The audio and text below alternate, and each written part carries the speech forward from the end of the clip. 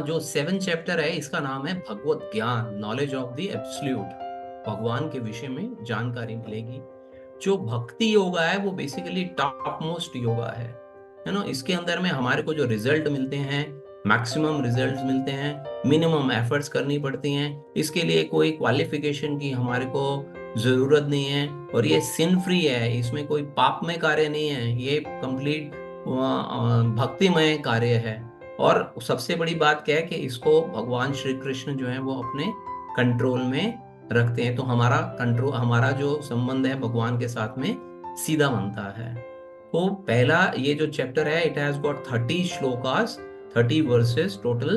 और जो पहले 3 श्लोक हैं वो क्या है कि नॉलेज, जो ज्ञान है वो हमारे को श्रवण करने से प्राप्त होता है।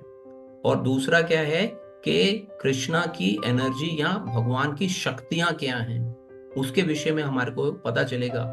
और फिर एक्सेप्ट और रिजेक्ट कृष्णा, कि हम भगवान को एक्सेप्ट करें या उनको रिजेक्ट करें, वो हमारे ऊपर निर्भर करता है, वो प्रत्येक जीवात्मा पे निर्भर करता है कि वो भगवान के साथ अपना जो संबंध है वो किस प्रकार से स्थापित करना चाहता है।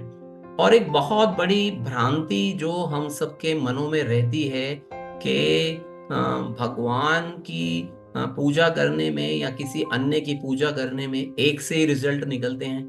तो ये हम जान पाएंगे 7.20 से 7.25 में। This section is very very important. Although तो सारा ये सेक्शन इंपॉर्टेंट है, सारे सेक्शन अपने आप में कुछ ना कुछ महत्वपूर्ण सूचना हमारे को या इंफॉर्मेशन या ज्ञान हमारे को प्रदान करके जाते हैं, लेकिन ये वाला पर्टिकुलर जो सेक्शन है दिस इज वेरी इंपॉर्टेंट, क्योंकि ये क्योंकि हम लोग बहुत भ्रमित रहते हैं भगवान को लेके और अन्य देवी देवताओं को लेके। तो यहाँ पे हमारे को क्लैरिटी मिलेगी भगवत गीता के थ्रू। और who can become a devotee, हम भक्त के, भगवान का भक्त कौन व्यक्ति जो है, क्या क्वालिफिकेशन है उसकी, कौन बन सकता है, इसके विषय में हम आपको थोड़ी सी चर्चा करेंगे। तो मैंने जैसे पहले बताया कि इससे पहले कि हम लोग अपना चैप्टर जो है वो स्टार्ट करें, तो मैं आपको बताना चाहता हूं कि भक्ति के लिए भक्ति रस अमृत सिंधु एक ग्रंथ है उसमें 64 प्रकार से भक्तिमय कार्यों की सूची दी गई है। 64 प्रकार से हम लोग भगवान की, वैसे तो अनंत प्रकार से हम लोग भगवान की सेवा कर सकते हैं, लेकिन उन्होंने भक्ति रस अमृत सिंधु में रूप गोस्वामी पाद ने उसमें स्पेसिफाई किया कि ये 64 अंग हैं भक्ति के, जिनके द्वारा की हम लोग भक्ति कर सकते हैं।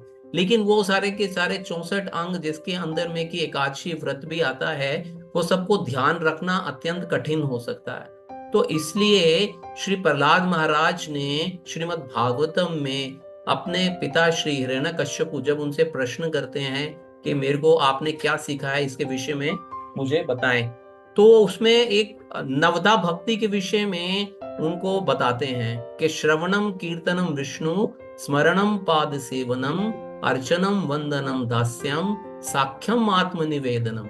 इसका अर्थ हुआ कि भगवान के विषय में अगर हमारे को कोई जानकारी चाहिए तो उसका प्रोसेस कहाँ से शुरू होता है? श्रवण से शुरू होता है।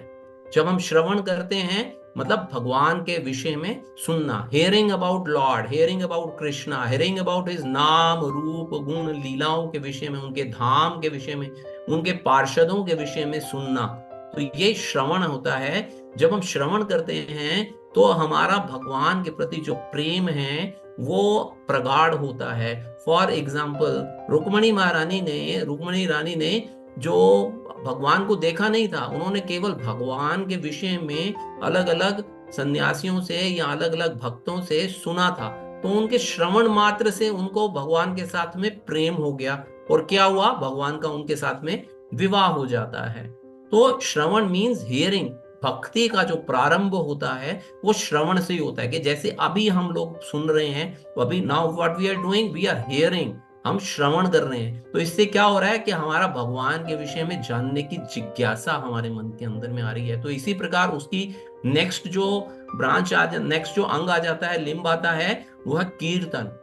कीर्तन के द्वारा हम भगवान का नाम का गुणगान करते हैं, उनका कीर्तन करते हैं। जैसे कि हम हरे कृष्णा महामंत्रा का जप करते हैं, हरे कृष्ण कृष्ण कृष्ण हरे हरे, हरे राम राम राम हरे हरे।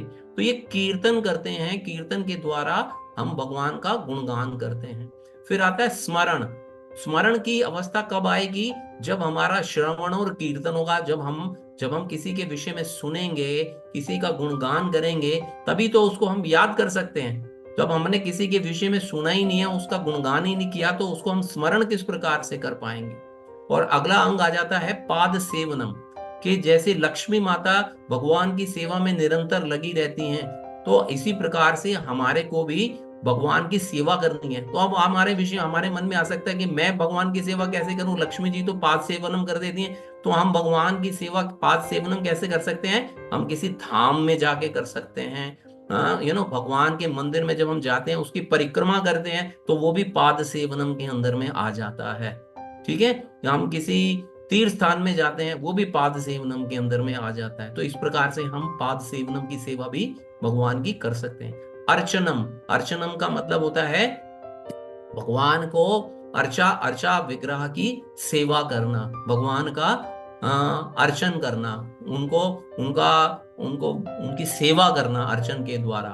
फिर वंदनम, वंदनम करा मतलब है वंदना करना, उसकी प्रेयर्स करना। मींस वंदनम का मतलब हो गया प्रेयर्स करना, भगवान को उनके प्रेयर्स के द्वारा, उनको प्रार्थनाओं के द्वारा उनको याद करना या उनको ध्यान करना।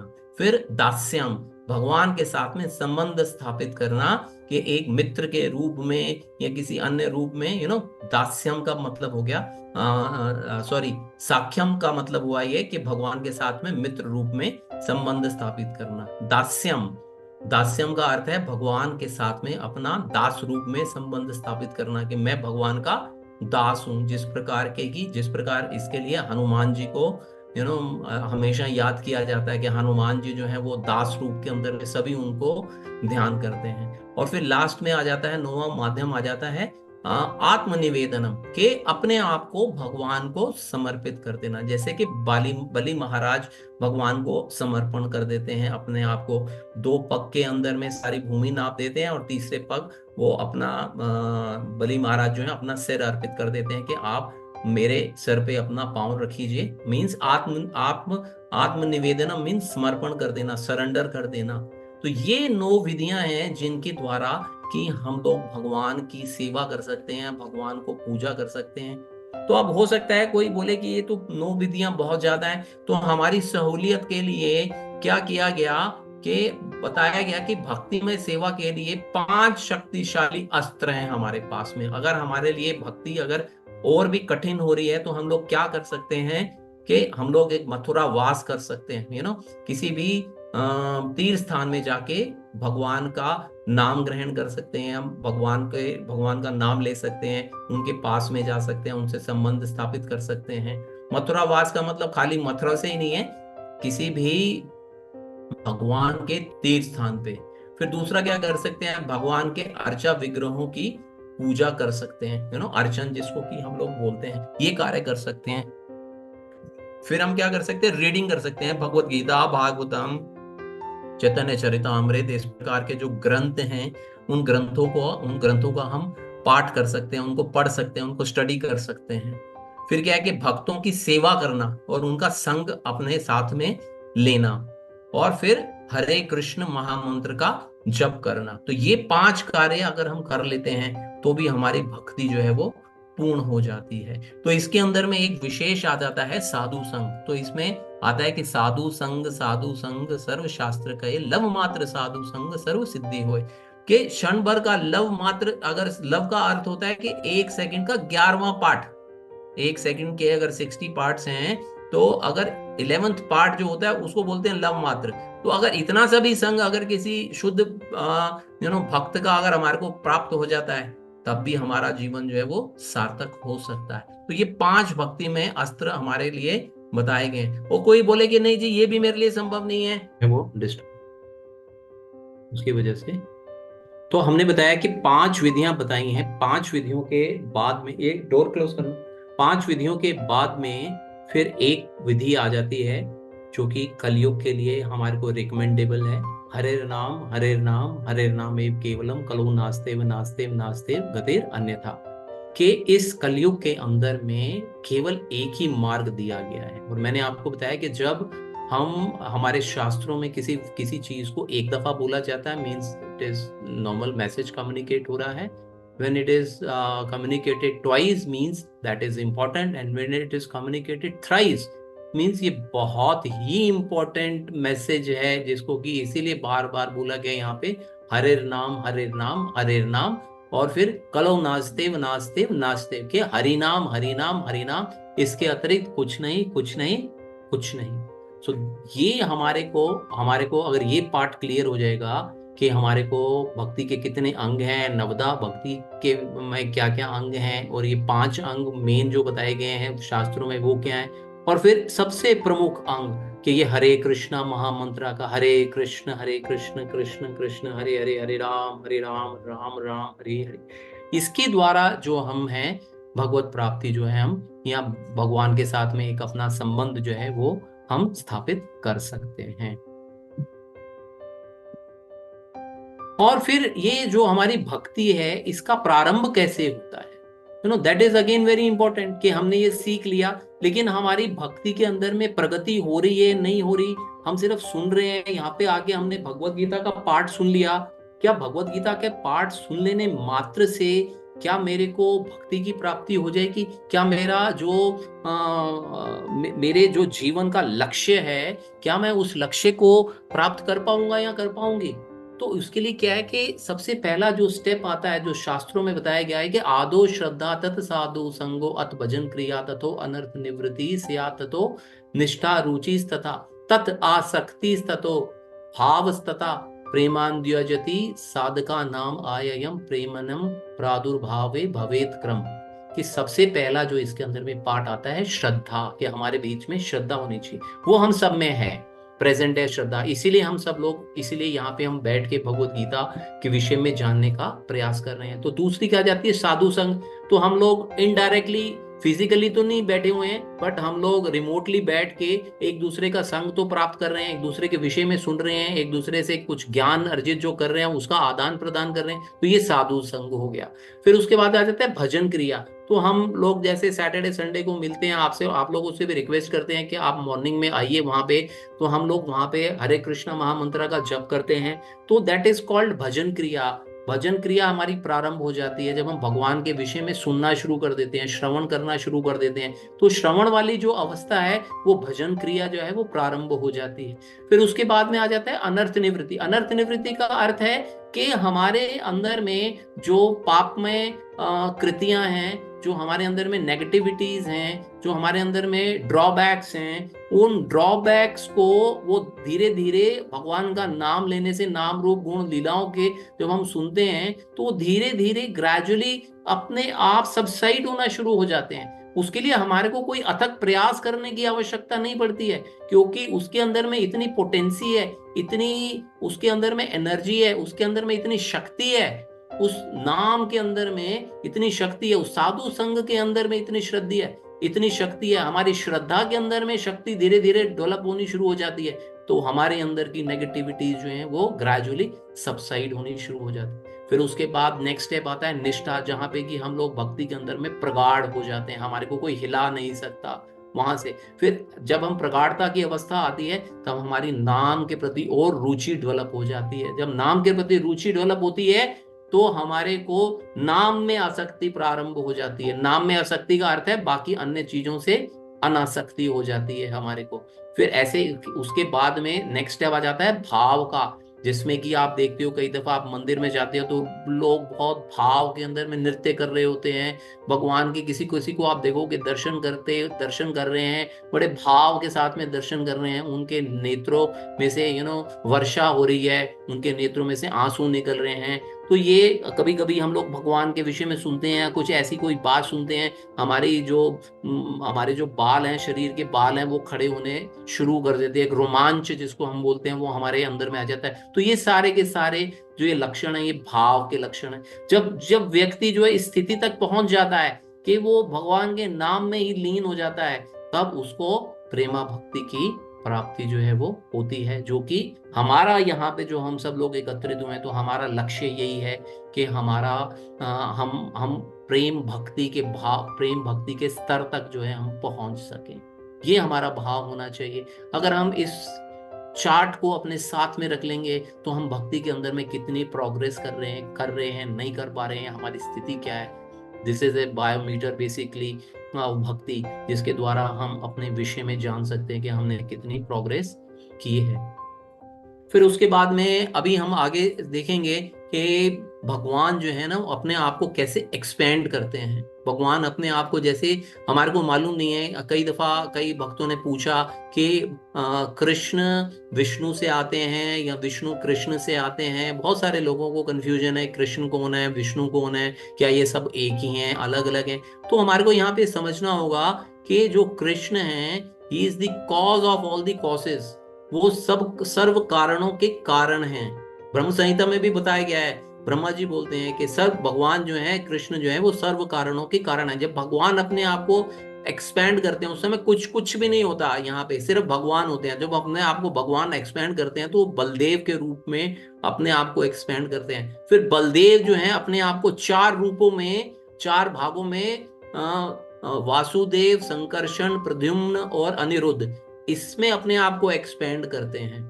और उसमें से भी जो संकर्षण है वो फिर फर्दर अपने आप को एक्सपेंड करते हैं नारायण के रूप में।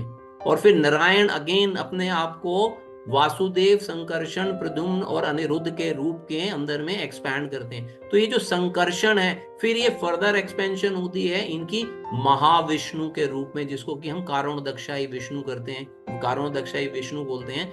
फिर उसके उसके बाद में उनसे उनका एक्सपेंशन होता है गर्भोदक्षाई विष्णु के रूप में।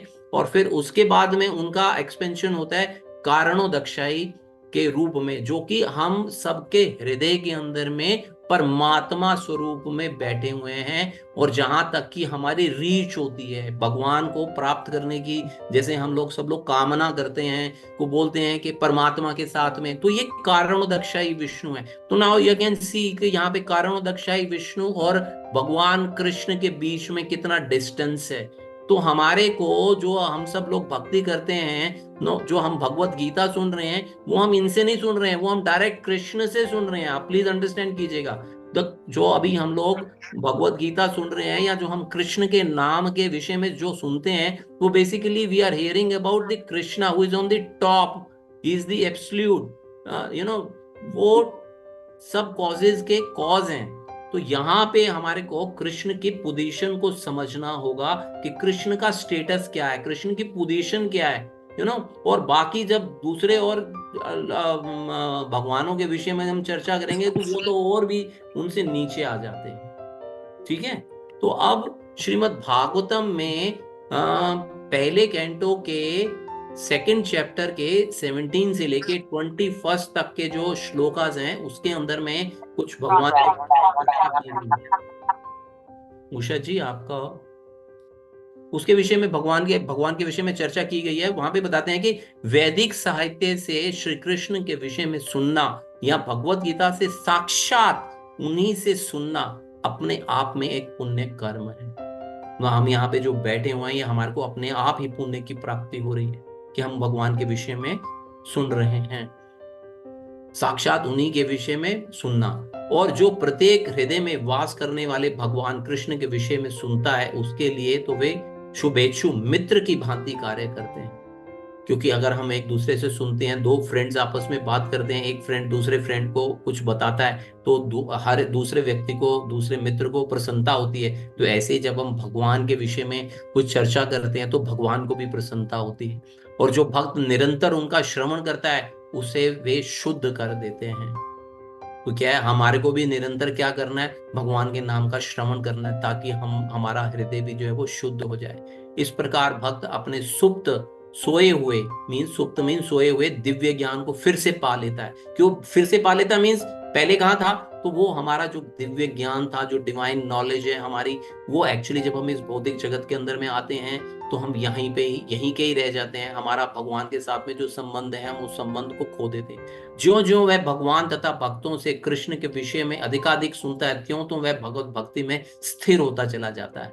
भक्ति के विकसित होने पर वह रजोगुण तमोगुण से मुक्त हो जाता है। हमारे अंदर में 3 प्रकार रजोगुण तमोगुण और सत्वगुण है, ये तीनों के तीनों बंधन के कारण है, इनसे जीव जो है वो मुक्त हो जाता है। इस प्रकार भौतिक काम तथा लोभ कम हो जाते हैं।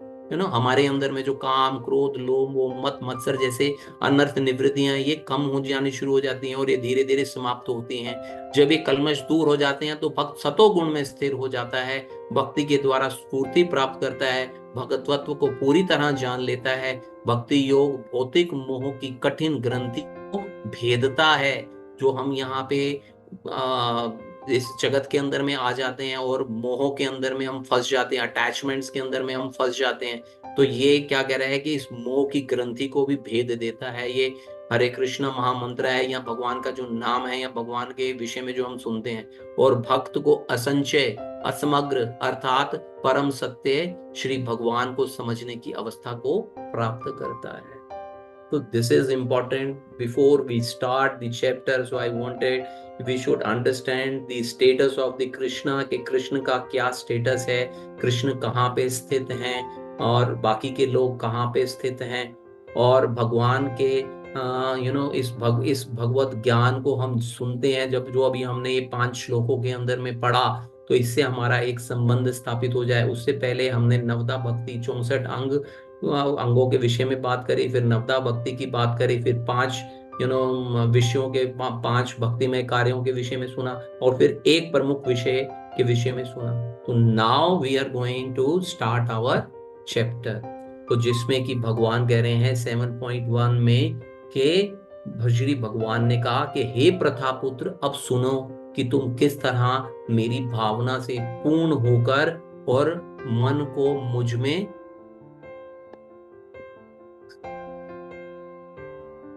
को मुझ में आसक्त करके योगा अभ्यास करते हुए मुझे पूर्णतः संशय रहित जान सकते हो।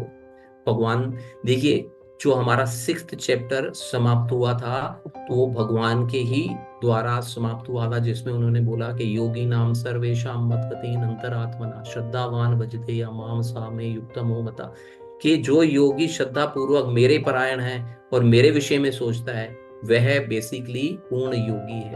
तो उसी कोई कॉन्टिन्यूशन में भगवान अब वो विधि बता रहे हैं। भगवान ने उसमें क्या किया था 6.47 में मैसेज दिया हमारे को कि मेरे को कौन प्रिय है, कौन जीव जो है जीवात्मा कौन मेरे को प्रिय है, वो तो समझ में आ गया अर्जुन को। तो अब अर्जुन के मन में प्रश्न आए, उससे पहले ही भगवान उसका आंसर देना प्रारंभ कर देते हैं कि हे प्रतापुत्र अब सुनो। सुनो का अर्थ है यहाँ पे तत्सुणु का अर्थ है सुनो। यहाँ पे जो लास्ट में आप देख रहे हो 7.1 जहाँ पे खत्म हो रहा है तत्सुणु, तत्सुणु का मतलब है सुनो।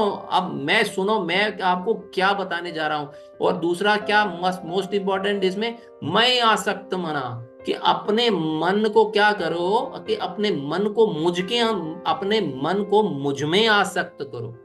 जब आप सुनोगे और सुन के अपने मन को मेरे प्रति आसक्त करोगे तो तुम मेरे भावना से पूर्ण हो जाओगे और मुझ में आसक्त हो जाओगे। या अभी जैसे मैंने अभी आपको रुक्मणी महारानी का एग्जाम्पल दिया, तो रुक्मणी महारानी ने क्या किया था, रुक्मणी महारानी ने भगवान के विषय में सुना, श्रवण श्रवण श्रवण श्रवण श्रवण, वो केवल श्रवण ही श्रवण करती चली गई और श्रवण मात्र से ही उन्होंने क्या कर दिया, भगवान को प्राप्त कर लिया। तो जब भगवान कह रहे हैं कि संपूर्ण ज्ञान जो भगवत ज्ञान है ना, बेसिकली भगवत ज्ञान क्या है, जैसे हमने आपको बताया कि भगवत गीता के 3 पार्ट के अंदर में हम इसको डिवाइड करते हैं कि जीव के विषय में जो हमने पहले 6 चैप्टर्स में पढ़ा। अब now we have started to know about ईश्वर, जो हम नेक्स्ट कमिंग 6 चैप्टर्स के अंदर में पढ़ेंगे, और फिर प्रकृति। तो इसको जान लेना, इस विषय को अपने आप में जान लेना एक संपूर्ण ज्ञान है या भगवत ज्ञान है, जो इस चैप्टर का नाम है। अगर हम इसको समझ लेते हैं अच्छी तरीके से, means we have achieved the goal जो हम प्राप्त करना चाह रहे हैं। तो किस प्रकार से इसको, जैसे अभी हमने हमारे निर्धारित कर्म है, कर्मों के अंदर में क्या है कि एक पापमय कर्म होते हैं और एक पुण्यमय कर्म होते हैं। फलदायक या सकाम कर्म होते हैं। ये सब व्यक्ति किसके लिए करता है? पापमय कर्म, पुण्यमय कर्म, फलदायक कर्म या सकाम कर्म, ये व्यक्ति अपने व्यक्तिगत आनंद के लिए करता है ना। इसमें उसको क्या रहता है कि मैं ये काम करूंगा तो मुझे प्रसन्नता होएगी, मेरे को आनंद की प्राप्ति होएगी। दूसरे प्रकार के कर्म किस प्रकार के हैं? कर्तव्यपूर्ण कर्म, कर्तव्य जो मेरे मेरी ड्यूटीज हैं, जो ये व्यक्ति ये समझता है कि नहीं ये मेरी ड्यूटी है, ये मेरे को करना है, I can not run away from my responsibilities. जैसे कि हम सब लोग गृहस्थ हैं, तो हम सब लोगों का कार्य है कि हम किन को, हम अपनी फैमिली को, अपने समाज को, अपनी सोसाइटी को उसको अच्छे से देख रेख करें, उनके प्रति हमारी जो रिस्पॉन्सिबिलिटीज हैं, बच्चों के प्रति, फैमिली के प्रति, समाज के प्रति, उन सबको हम पूर्ण रूप से अपनी रिस्पॉन्सिबिलिटीज को पूरा करें। और फिर निष्काम कर्म, कर्तव्यपूर्ण कर्म करते हुए ही जीव जो है निष्काम कर्म के स्तर तक आता है। जब वो कर्तव्यपूर्ण करता है तो फिर वो निष्काम कर्म में फल की इच्छा नहीं है, जिसमें उससे इस प्रक्रिया से क्या बेनिफिट मिलता है? इस प्रक्रिया के साथ में जीव का शुद्धिकरण जो है वो प्राप्त हो जाता है, प्योरिफिकेशन, ग्रेजुअली ग्रेजुअली प्योरीफाई होना शुरू हो जाता है। फिर उसके बाद में आ जाता है, जब वो निष्काम कर्म के भाव तक आ जाता है तो फिर भक्तिमय कर्म के अंदर में जीव जो है वो प्रारंभ कर देता है कार्य करना अपने अपने। तो इससे क्या हो जाता है? इससे कृष्ण का आनंद प्राप्त होता है जीव को, बहुत आनंदित हो जाता है जीव, उसको कृष्ण का आनंद प्राप्त हो रहा है, भक्ति में आनंद उसको प्राप्त होना शुरू हो गया। ये भक्तिमय कर्म है। तो ये बेसिकली साइकिल हमारे को कहां से कहां तक ले जाती है? ये हमारे को स्वार्थ परायणता, मतलब लोभ है, लोभ होता है, लस्ट होता है, जिसको हमने जाना अभी थोड़े लास्ट चैप्टर्स के अंदर में। इस स्वार्थ परायणता से, इस लोभ की कामना से रहित होकर जीव जो है वो निस्वार्था के अंदर में आ जाता है, शुद्ध प्रेम प्राप्त करना प्रारंभ कर जाता है। जो अभी हमने देखा कि 9वां हमारा जो लक्ष्य था कि शुद्ध प्रेम, प्रेममय भक्ति प्राप्त करना। तो इस तरह से जीव जो है वो धीरे धीरे धीरे धीरे जैसे भक्ति के अंदर में आता है, तो ऐसे काम करते करते करते निस्वार्थ भाव तक, शुद्ध प्रेम, कृष्ण को आनंद करने, कृष्ण को आनंदित करने के पॉइंट ऑफ व्यू से है जीव जो है वो कार्य करना अपने जीवन के अंदर में प्रारंभ करता है। ओ, अर्जुन बोलता है आप कि क्या ये सत्य है या इसके अलावा भी कुछ और बचा है? कोई इसे और जान सकता है? इसे कौन जान सकता है? और तो भगवान बता रहे हैं कि नहीं, कौन जान सकता है इसको? तो 7.3 में भगवान बताते हैं कि कई हजार मनुष्यों में से कोई एक सिद्धि के लिए प्रयत्न करता है, और इस तरह सिद्धि प्राप्त करने वालों में से कोई विरला ही मुझे वास्तव में जान पाता है। कई हजार मनुष्यों में। तो भगवान ने बताया कि एक प्रोसेस बताया, तो अर्जुन का उसके मन में प्रश्न आ जाता है कि बस इतना ही जानना बाकी है मेरे को। जब आपने बताया संपूर्ण ज्ञान के प्रगति के विषय में जान लिया, जीव के विषय में जान लिया, ईश्वर के विषय में जान लिया, खत्म हो गया, बस खत्म, ये हो गया, इसको जान लेने से सब कुछ हो जाएगा? तो भगवान बता रहे हैं नहीं, कोई प्रयास तो जानने, अभी जैसे हमने सुन लिया, हमने भी सुन लिया ना, we are also hearing, but क्या हमारे को भगवत ज्ञान प्राप्त हो गया? सुनने मात्र से क्या भगवत ज्ञान प्राप्त हो गया? बिना प्रैक्टिस के, अभी ब्रह्मचर्य आपको बता रही थी कि प्रैक्टिस करनी पड़ेगी, बिना प्रैक्टिस के क्या ये संभव हो जाएगा? तो भगवान कह रहे हैं कि कोई विरला हजारों में कोई एक व्यक्ति वास्तव में मुझे जान पाता है, कोई वास्तव में मुझे जान पाता है। तो वो, अब अर्जुन के मन में प्रश्न है कि आपको किस प्रकार से जाना जाए, है ना? आपको मैं किस प्रकार से जान सकता हूं? आपकी शक्तियों को आपको किस प्रकार से जाना जा सकता है? तो भगवान फिर आगे बताते हैं कि 7.4 में पृथ्वी, जल, अग्नि, वायु, आकाश, मन, बुद्धि और अहंकार, ये 8 प्रकार की मेरी भिन्न अपरा प्रकृतियां हैं। भगवान बता रहे हैं कि ये जो पृथ्वी आप यहाँ पे देख रहे हो, सारे प्राणियों का जो उद्गम होता है, भगवान की बेसिकली 2 प्रकार की शक्तियां होती हैं। भगवान की 2 प्रकार की मेजर जो शक्ति हैं, भगवान की 2 प्रकार की होती हैं। एक भौतिक शक्ति होती है और एक आध्यात्मिक एनर्जी। भौतिक energy, material energy and spiritual energy, जिसको कि हम भौतिक ऊर्जा, आध्यात्मिक ऊर्जा, जिसको कि मायामय शक्ति या जीव शक्ति बोल सकते हैं। तो ये क्या क्या है? ये है पृथ्वी जल अग्नि वायु आकाश मन बुद्धि अहंकार। ये 8 चीजें हैं जिनसे कि ये सारा का सारा जगत के अंदर में हम जितनी भी चीजें देख रहे हैं, अपना मकान देख रहे हैं, रेलगाड़ियां देख रहे हैं, हवाई जहाज देख रहे हैं, ये वो जो भी चीजें, वो सब इन्हीं से ही प्रकृति, इन्हीं चीजों से ही इनकी उत्पत्ति होती है। तो भगवान कह रहे हैं कि अगर मेरे को अगर आपने जानना है तो इनको अंडरस्टैंड आपको करना पड़ेगा। सारे प्राणियों का उद्गम मेरी इन्हीं 2 एनर्जी से ही होता है, जिसको कि दूसरे शब्दों के अंदर में पराशक्ति बोलते हैं, स्पिरिचुअल एनर्जी बोलते हैं, और अपरा मीन्स मटेरियल एनर्जी जिसको कि हम लोग बोलते हैं। तो इस प्रकार से भगवान को हम जान सकते हैं। फिर 7.5 में भगवान कह रहे हैं कि हे महाबाहु अर्जुन, इनके अतिरिक्त मेरी एक अन्य पराशक्ति है, जो मैंने अभी आपको बताया, जो उन जीवों से युक्त है जो इस भौतिक अपरा शक्ति के साधनों का विदोहन कर रहे हैं। पराशक्ति मीन्स आध्यात्मिक शक्ति, अपरा शक्ति मीन्स बहिरंगा शक्ति, और तटस्था एक और होती है, तटस्था शक्ति, जिसमें कि जीव आते हैं। Eternal energy, external energy and marginal energy जिसको कि हम बोलते हैं। आध्यात्मिक शक्ति है भगवान की, एक भौतिक शक्ति है भगवान की या बहिरंगा शक्ति है, और एक तटस्था शक्ति है जिसमें कि जीव आता है। जीव बेसिकली भगवान की आध्यात्मिक शक्ति में आता है। जीव शक्ति यहाँ पे लिखा हुआ है जैसे।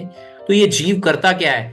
जीव के अंदर में ना कैपेबिलिटी है, जीव के अंदर में कैपेबिलिटी है। तो वो क्या करता है कि वो अपनी कैपेसिटी का यूज करता है, और उस कैपेसिटी के यूज से प्रकृति के या नेचर के जितने भी संसाधन हमारे को प्राप्त हैं उसका विदोहन करता है। जैसे हम लोग बोलते हैं कि हाँ जी, नेचर को हम ठीक से हैंडल नहीं कर रहे हैं, इस प्रकार से हम एग्जांपल्स देते हैं कि हम लोग नेचर को ठीक से हैंडल नहीं कर पा रहे हैं।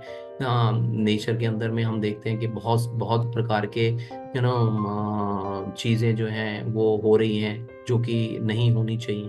तो इसका क्या अर्थ हुआ? इसका अर्थ यही है कि हम नेचर को प्रॉपरली हैंडल नहीं कर रहे हैं, और उसका विदोहन जो है हम लोग करते रहते हैं। तो फिर 7.6 में भगवान बोलते हैं कि सारे प्राणियों का उद्गम इन दोनों शक्तियों में है। इस जगत में जो कुछ भी भौतिक तथा आध्यात्मिक है, इस जगत में भौतिक तथा जो कुछ भी आध्यात्मिक है, उसकी उत्पत्ति तथा प्रलय मुझे ही जान। अब वो भगवान कह रहे हैं कि ये जो कुछ भी यहाँ पे घट रहा है इस जगत के अंदर में, उसको मैं ही करने वाला हूँ, वो सब मेरी वजह से ही होता है यहाँ पे। अब यहाँ पे आप देखिए, मैंने फिर से एक छोटा सा प्रयास किया है आप लोगों को एक अंडरस्टैंडिंग आए। देखिए, जो 8 तत्व यहाँ पे बताए हैं, पृथ्वी जल अग्नि वायु आकाश, और उसके अलावा मन बुद्धि और मिथ्या अहंकार, ये जो 5 तत्व हैं, पृथ्वी जल अग्नि वायु आकाश, ये ना स्थूल तत्व हैं, ये दिखते हैं हमारे को ना। आकाश भी देख लेते हैं हम लोग, वायु को भी महसूस कर लेते हैं, अग्नि को भी महसूस कर लेते हैं, देख भी लेते हैं, जल को भी करते हैं, इसी प्रकार पृथ्वी को भी करते हैं। ये हैं स्थूल में जो हमारे को दिख जाता है। तो हमारा शरीर जो है वो स्थूल है, हमारा शरीर भी है वो स्थूल है। हमारे शरीर के अंदर में जो मन है हमारा, और जो हमारी बुद्धि है, या जो हमारा मिथ्या अहंकार है, वो हमारे को दिखता नहीं है, उसको हम सिर्फ फील कर सकते हैं, रियलाइज कर सकते हैं। तो उसको हम सूक्ष्म तत्व बोलते हैं, मीन्स सेटल। और जो हमारे को दिखता है वो ग्रॉस बॉडी बोलते हैं और सेटल बॉडी बोलते हैं इसको। तो ये कॉम्बिनेशन है, 24 एलिमेंट्स हैं ये बेसिकली। इसी से ही जो इस जगत के अंदर में आप जो कुछ भी देख रहे हो, या हमारे साथ में जो कुछ भी होता है, वो सारा का सारा इन्हीं से ही होता है। ये जैसे आकाश से हम लोगों को शब्द की प्राप्ति होती है, ठीक है ना। और वो उसको सुनते किससे? हम उसको कान से सुनते हैं। वायु हमारे को क्या फील कराती है? स्पर्श। वायु को हम देख नहीं सकते, वायु को हम स्पर्श द्वारा अनुभव करते हैं। और उसको हम कैसे, स्पर्श को कैसे हम अनुभव करते हैं? त्वचा के द्वारा टच करते हैं जब हम किसी को। और ऐसे ही अग्नि है, अग्नि के अंदर में रूप होता है, उस रूप को कौन देखता है? आंखें देखती हैं। ऐसे ही जल है, जल के अंदर में क्या है? रस है, रस को कौन ग्रहण करता है? हमारी जीभ ग्रहण करती है। ऐसे ही पृथ्वी है, ऐसे ही पृथ्वी है। पृथ्वी में क्या है? पृथ्वी के अंदर में गंध है। गंध को कौन फील करता है? हमारी नाक फील करती है। तो ये 5 स्थूल तत्व हो गए, 5 विषय इंद्रियां हो गई, है ना, 5 विषय इंद्रियां हो गई। इसी इन 5 विषय इंद्रियों का ही बेसिकली हम आनंद लेना चाहते हैं, है ना। हम लोग, हमारी आंखें रूप देखना चाहती हैं, हम किसी को स्पर्श करना चाहते हैं, हम किसी को स्मेल करना चाहते हैं, अच्छा, यू नो। और उसके अलावा हमारे पास में 5 ज्ञान इंद्रियां हैं, कान, त्वचा, आंखें, जीभ और नाक। और उसके अलावा हमारे पास में भगवान ने हमारे को क्या 5 कर्म इंद्रियां दी हैं, हाथ, पैर, वाणी, गुदा और हमारी जनन इंद्रियां। तो और इनके द्वारा और एक तीनों गुणों की अव्यक्त अवस्था, जिसको कि हम प्रकृति बोलते हैं, ये 24 एलिमेंट्स हैं। इन्हीं के इर्द गिर्द सब कुछ घूम रहा है, सारा कुछ इसी के आसपास में घूम रहा है। अगर हम इन चीज को समझ लेते हैं तो हम भगवान को समझने में हमारे को मदद मिल जाती है, कि हमारे अंदर में जो कुछ भी है, जो कुछ भी हो रहा है या जो कुछ भी घटित होता है, वो सब इन 24 एलिमेंट्स की वजह से होता है। अब इसको, आप इस चित्र को आप देख रहे हो, इस चित्र में आपको क्या दिख रहा है प्रेम मंजरी? कैन यू आस्क हाँ, what bhaktas are seeing here? Devotees क्या देख रहे हैं यहाँ पे? माला जाप। सत्या। हरे कृष्ण।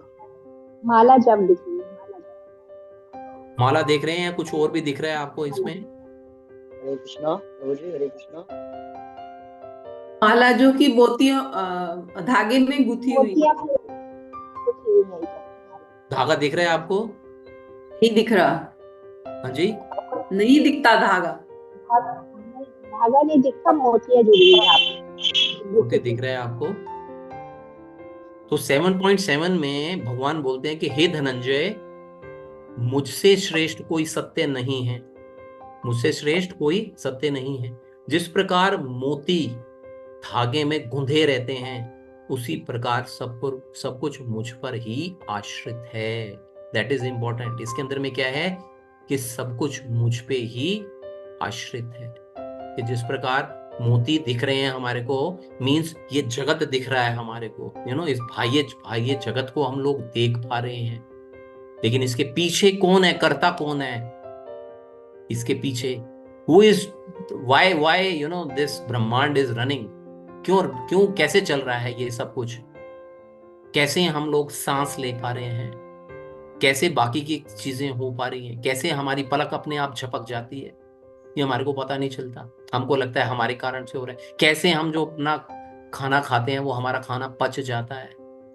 कौन करता है ये सब? आपको लगता है कि नहीं, मेरा डाइजेस्टिव सिस्टम है वो कर रहा है, नहीं, ये सब भगवान की कृपा से होता है। तो भगवान यहाँ पे बोल रहे हैं कि जिस प्रकार मोती गांधे गंदे धागे में गुंदे रहते हैं, उसी प्रकार सब कुछ मुझ पर आश्रित है। तो हम लोग क्या कर सकते हैं? जो परम सत्य है, जो परम सत्य मीन्स भगवान, उसको हम साकार रूप में और निराकार रूप में, दोनों में व्यक्त होता है वो हमारे सामने।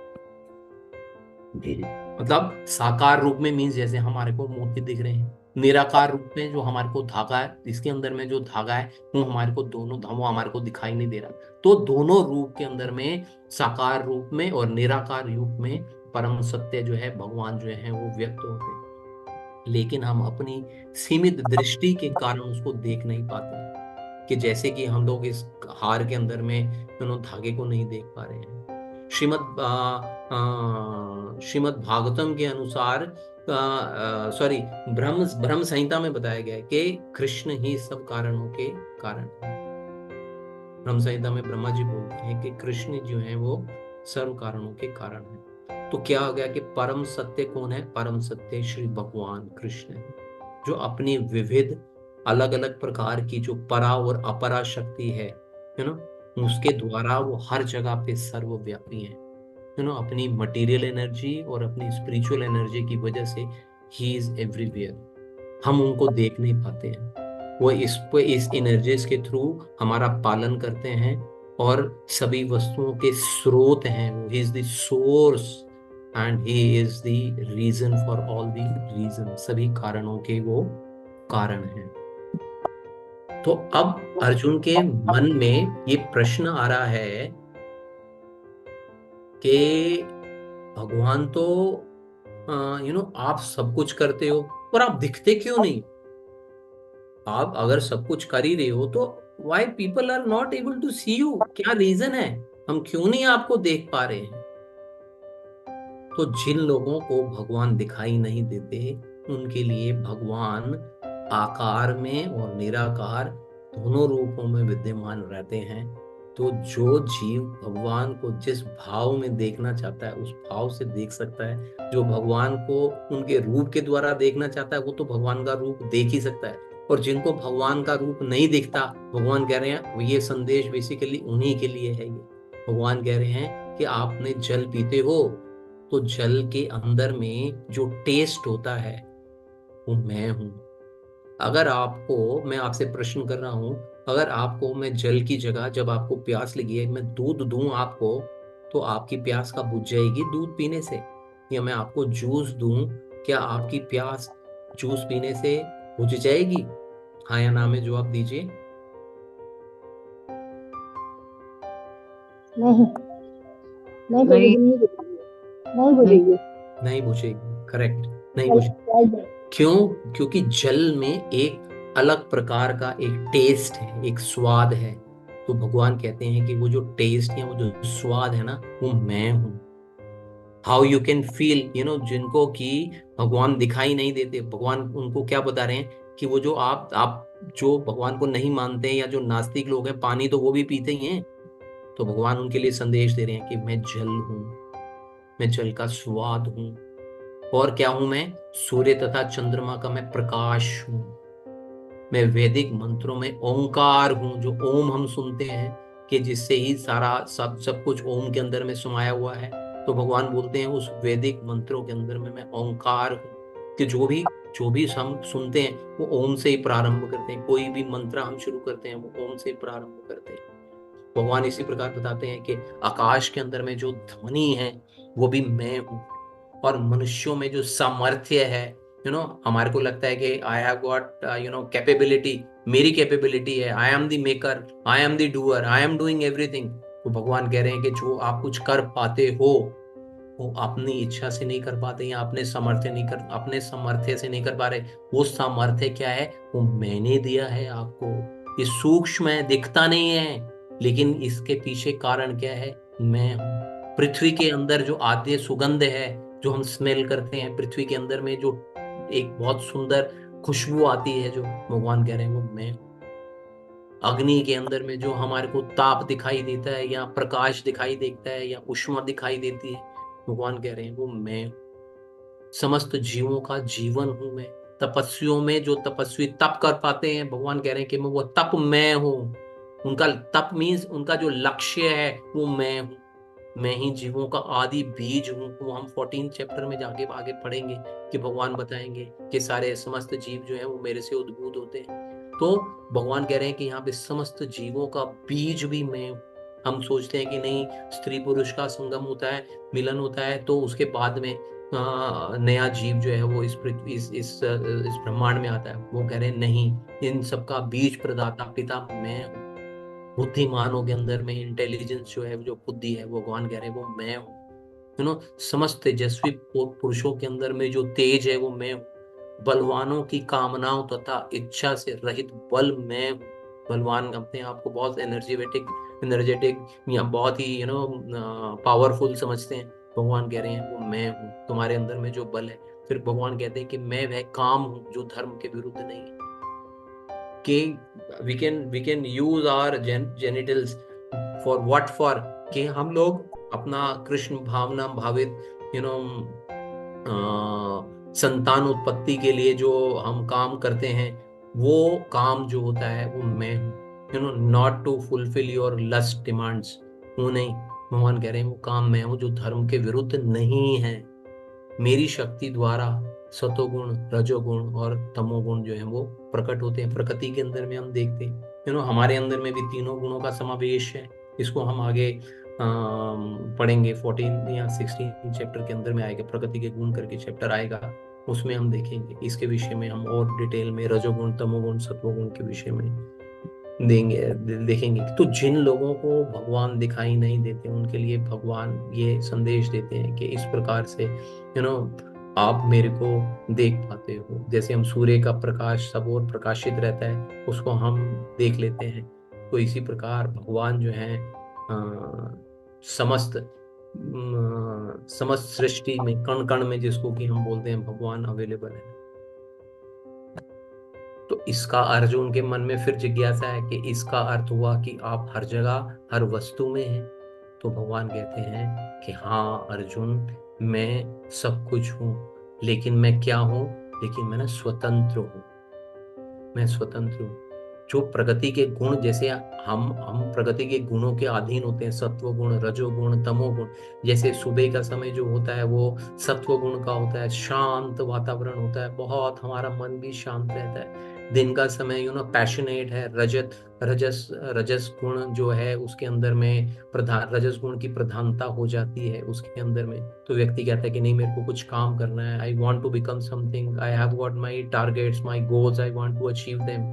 तो वो बेसिकली मोड ऑफ पैशन है, रजस गुण है वो, और फिर इवनिंग के समय में पीपल वांट्स टू एंजॉय, वो तमोगुण आ जाता है उसके अंदर में। तो ऐसे ही हमारे अंदर में तीनों गुणों का समावेश रहता है, जो अलग अलग समय में रहते हैं। लेकिन भगवान क्या बोल रहे हैं कि मैं प्रकृति के गुणों के अधीन नहीं हूं, बल्कि वो मेरे अधीन है। अगर हम जीव बोलें कि नहीं, मैं प्रकृति के गुणों के अधीन नहीं हूं, मैं स्वतंत्र हूं, तो ये हमारी बेवकूफी होगी।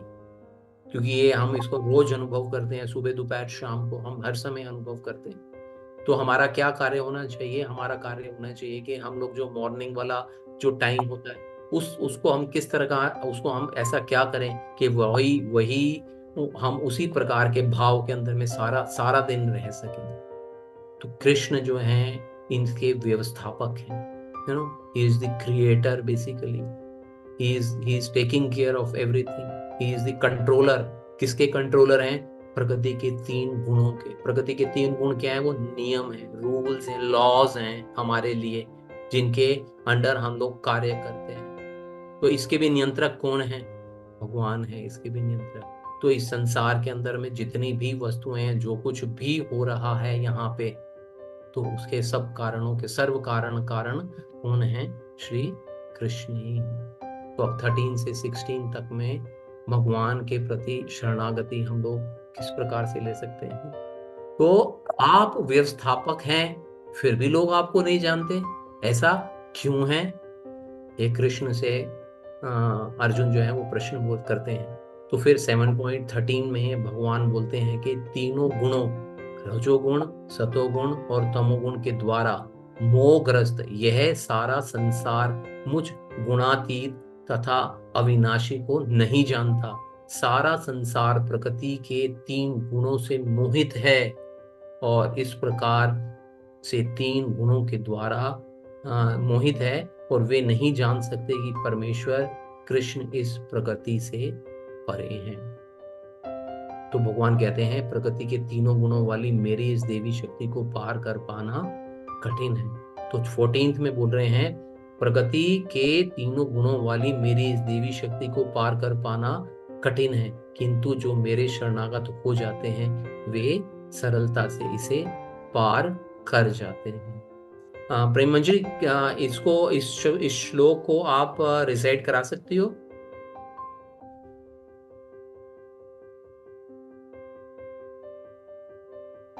श्लोक आपके पास नहीं पढ़ा क्या? मैं शेयर कर देती। ये बहुत इंपॉर्टेंट श्लोक है, इसलिए बोल रहा हूं मैं कि इस श्लोक को हम लोग रिसाइट।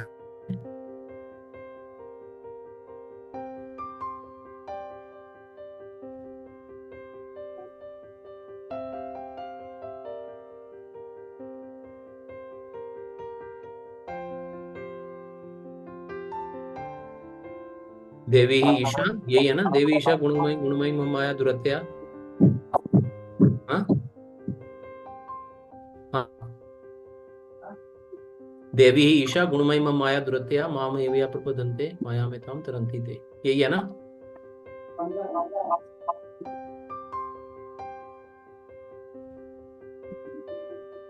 आप बोल दो इनको एक एक क्वार्टर क्वार्टर करके, वन पार्ट करके। हम इसको बोल सकते हैं दैवी ही ईशा देवी ईशा गुणमयी मम्माया दुरतया गुणमयी माया दुरत्या माम एव या प्रपद्यन्ते प्रपद्यन्ते मायाम यताम तरन्ति ते दैवी ही ईशा गुणमयी मम्माया दुरतया देवी ईशा गुणमयी माया दुरत्या एव यन्ते। धीरते दिखाओ क्या हो गया। मामेव ये प्रपद्यन्ते माया मायाम यताम तरन्ति ते। ठीक है।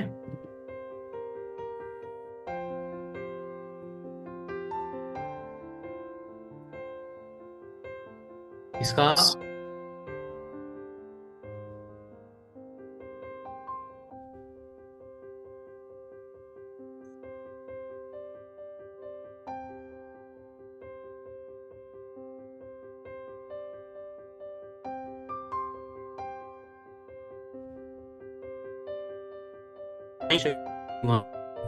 यदि हम आत्मा बेसिकली शक्तियों का और अनशोन हैं, हम भी क्या कि हम इस भौतिक शक्ति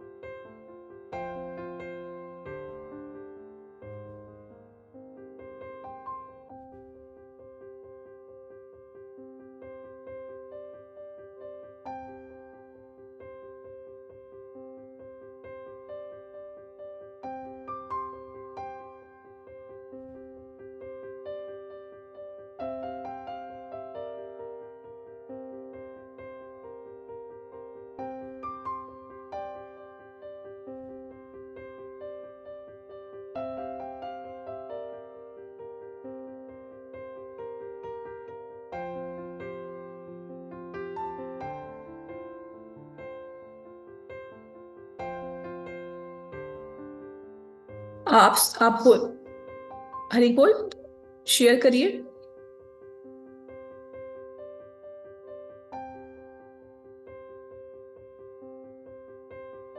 ये आ नहीं रहा आपका कनेक्शन थोड़ा सा।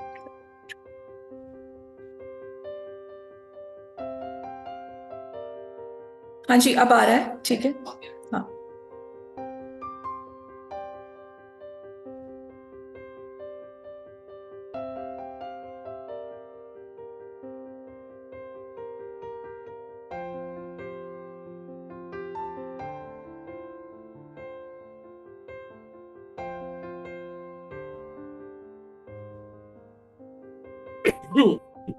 ये गुण हैं जिनको कि हम लोग प्रकृति के 3 गुण बोल रहे हैं। ये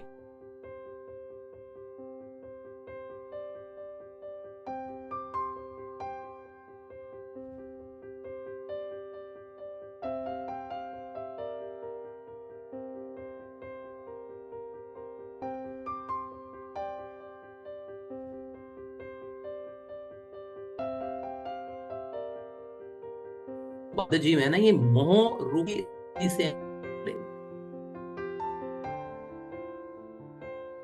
रस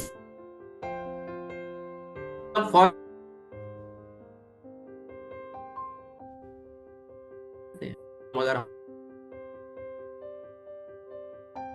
को एक्चुअली व्यक्ति की वो हमारे को छुड़ा बंद नहीं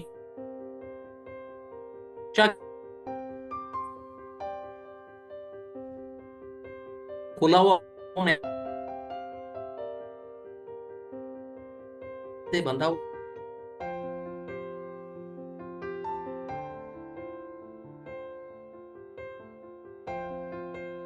तो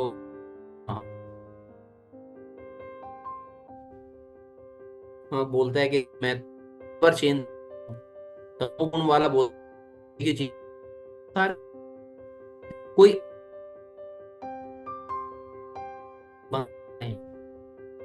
खुला कौन है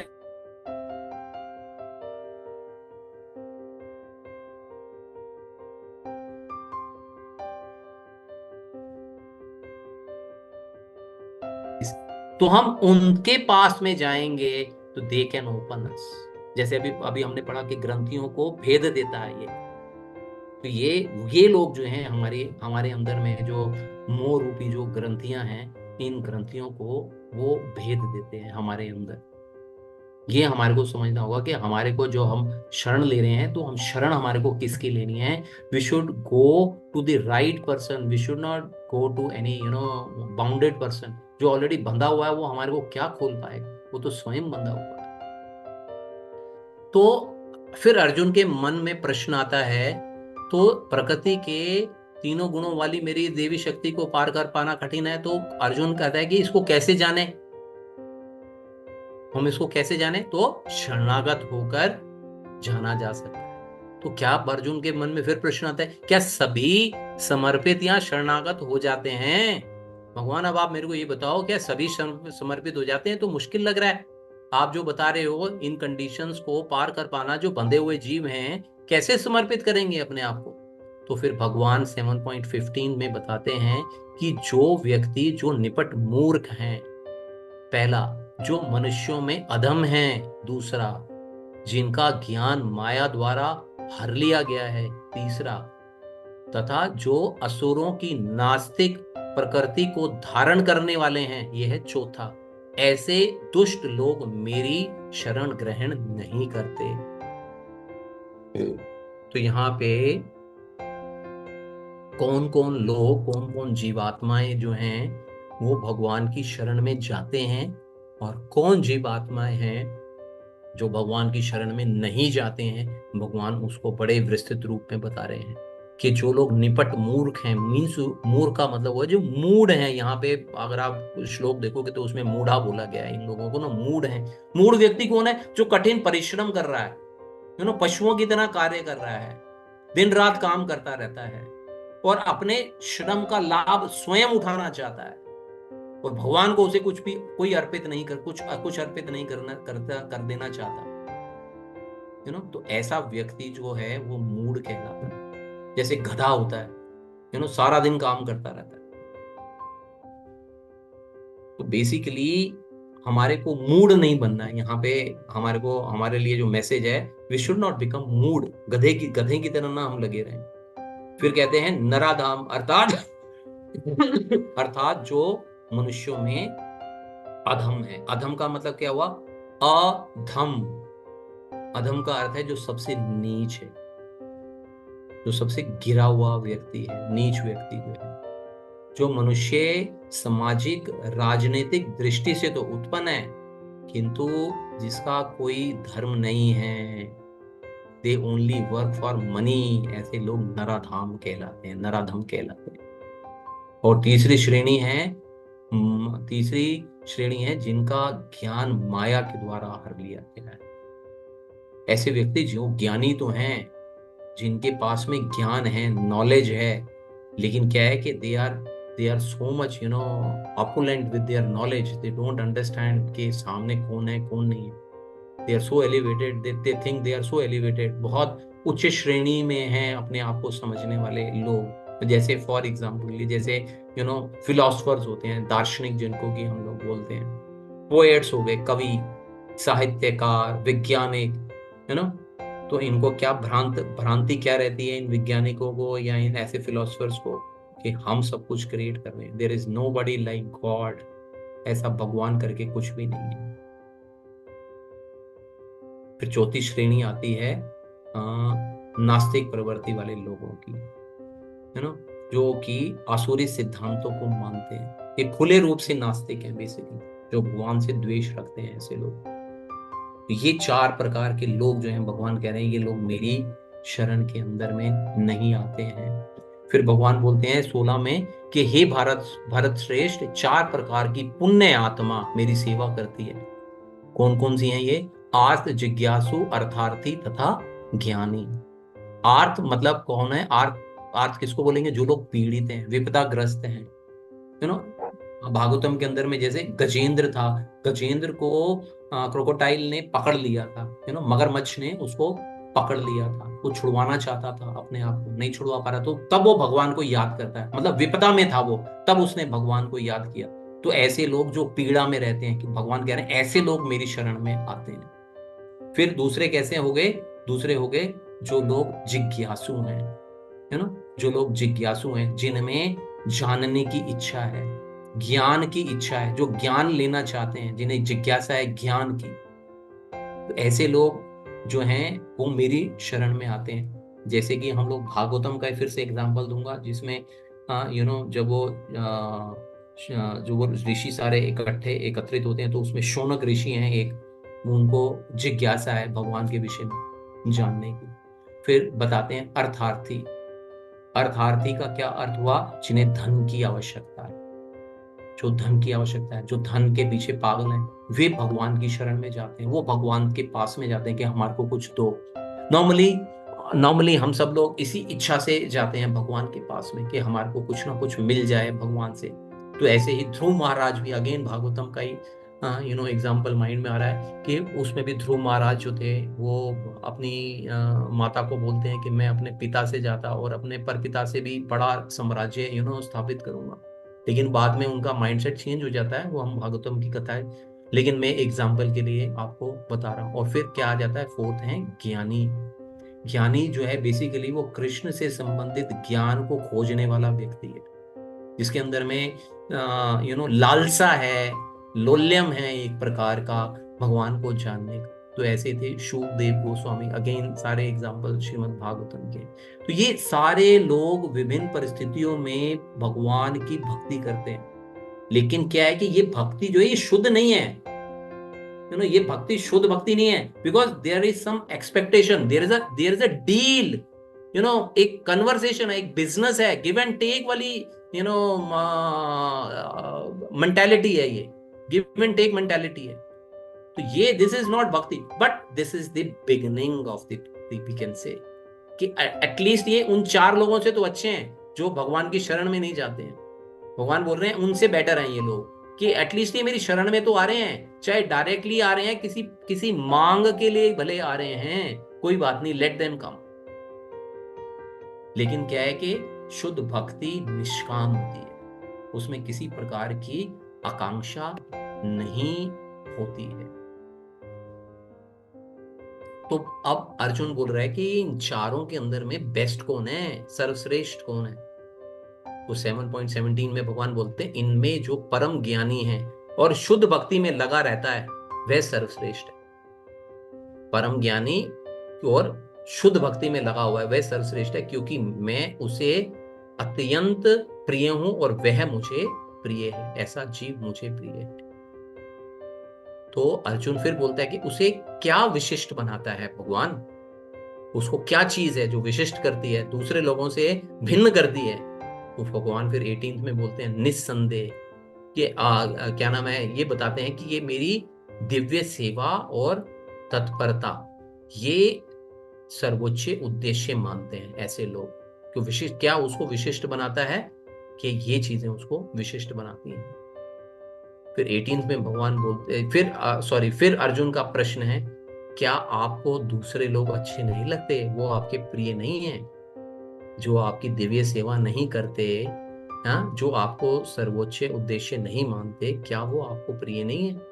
माता को और पिता को तो सारे बच्चे एक से अच्छे लगते हैं, चाहे वो अच्छे हों चाहे बुरे हों, सब अच्छे लगते हैं, तो आप ऐसा डिफरेंशिएट क्यों कर रहे हो?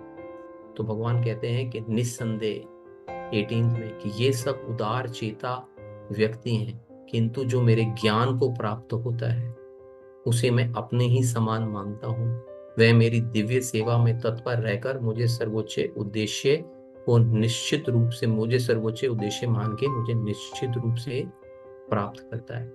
ऐसा नहीं है कि जो कम ज्ञानी है या जो भगवान को जो लोग प्रिय नहीं है, भगवान कह रहे हैं कि ये सब उदार चेता है व्यक्ति, सारे के सारे जो भगवान के पास किसी ना किसी उद्देश्य से आए, सब उदार चेता लोग, इनके मन में कहीं ना कहीं जागृत होएगा, कुछ ना कुछ कर्म इन्होंने ऐसे किए हुए कि भगवान को याद कर रहे हैं। तो ऐसे लोग भगवान कहते हैं ये महात्मा कहलाते, ये सब लोग महात्मा है बेसिकली, जबकि महात्मा की परिभाषा नहीं है, लेकिन फिर भी भगवान बोलते हैं कि ये सब लोग महात्मा है। जो भक्त जो है बेसिकली भक्ति के बदले में कुछ लाभ चाह रहा है, भगवान उसे स्वीकार कर लेते हैं और उसके साथ में अपने स्नेह का आदान प्रदान भी करते हैं। बेसिकली होता क्या है कि स्नेहवश जो है ना, भगवान से लाभ की जब याचना जीव करता है और उसे जब वो प्राप्त हो जाता है तो जीव आत्मा जो है ना उस समय बहुत प्रसन्न हो जाती है। और वो जीव आत्मा जब प्रसन्न होती है तो वो धीरे धीरे देखती है कि हाँ भाई मेरी तो डिमांड पूरी हो गई है इनके पास में। फिर जीव आत्मा जो है ग्रेजुअली फिर से धीरे धीरे और भगवान के पास में भक्ति में लगता है और भक्ति में लगता है। फिर उसे धीरे धीरे समझ में आता है कि मेरा स्टेटस क्या है, भगवान का स्टेटस क्या है, मेरे को भगवान से कुछ मांगना नहीं है। तो उसको बहुत देर में जाके समझ में आती है, लेकिन समझ में आ जाती है। तो अर्जुन बोलता है कि इसका अर्थ यह हुआ कि ज्ञानी आपको प्रिय है। तो भगवान 19th में बोलते हैं कि this shloka is again very important. तो मैं बोलूंगा, मेरे साथ साथ बोल दीजिएगा, एक एक दो दो शब्द करके हम लोग बोलेंगे। बहु नाम जन्म नाम, बोलिए सभी बोलिए प्लीज, मेरी रिक्वेस्ट रहेगी कि आप लोग जन्म नामन्ते। 1 मिनट के लिए अनम्यूट कीजिए और सब लोग बोलिए साथ में, बहु नाम जन्म नाम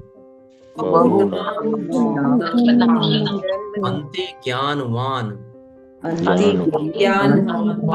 माम प्रपद्यते वासुदेव सर्वम इति सा महाआत्मा आत्मा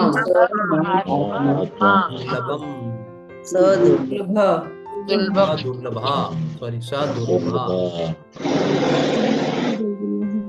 तो इसमें क्या बोलते हैं, भगवान के अनेक जन्म जन्मांतर के बाद जिसके सचमुच ज्ञान होता है वह मुझको समस्त कारणों का कारण मानकर मेरी शरण में आता है। ऐसा महात्मा अत्यंत दुर्लभ होता है कि कई जन्म लग जाते हैं। भक्ति में तो हम आ जाते हैं, हम लोग सब भक्ति में आ गए, एक तरीके से एंट्री मिल गई हमारे को। स्कूल के अंदर में एंट्री ले लेना और स्कूल को पास आउट करना, जैसे कि हम लोग आज की डेट में एंट्री लेते हैं स्कूल में, तो we are suppose to clear our school in 12 years. अब कोई अगर 20 साल लगा ले तो, कोई अगर उसमें 16-12 की जगह 20 साल लगा ले, कोई 25 साल लगा ले तो भगवान यहाँ पे बता रहे हैं कि कई जन्म लग जाते हैं जिसे सचमुच ज्ञान प्राप्त होता है। तो इट्स ए लॉन्ग प्रोसेस। तो हमारे को भक्ति कैसे करनी चाहिए, निष्काम भक्ति करनी चाहिए, हमारे को भगवान को समर्पित होकर भक्ति करनी चाहिए। भक्ति या दिव्य अनुष्ठानों को करता हुआ जीव अनेक जन्मों के पश्चात इस दिव्य ज्ञान को प्राप्त करता है कि आत्म साक्षात्कार की चरम सीमा या चरम लक्ष्य जो है वो श्री भगवान है। तो हमारे को जब हम भक्ति में आ जाएं तो वो एक साक्षात्कार होना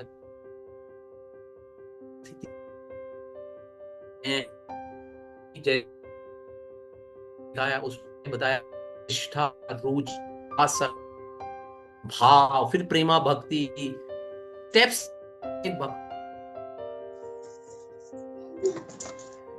हमारे अंदर में जिस तरह का प्रेम जागृत होगा तो हम भगवान को प्राप्त कर पाएंगे। और इस सिचुएशन को आते आते भगवान बता रहे हैं कि अनेक जन्म जो है वो लग जाते हैं, तब जाके जीव जो है भक्ति प्राप्त करता है। तो वी शुड नॉट टेक भक्ति easy, it is not difficult but at the same time it is not easy. तो हमारे को इसके लिए बहुत ही डेडिकेटेड वे में प्रैक्टिस करनी होगी, प्रयास करना होगा, अभ्यास करना होगा, तब जाके हम इसको इस अपने गोल को, अपने लक्ष्य को जो हम प्राप्त कर पाएंगे।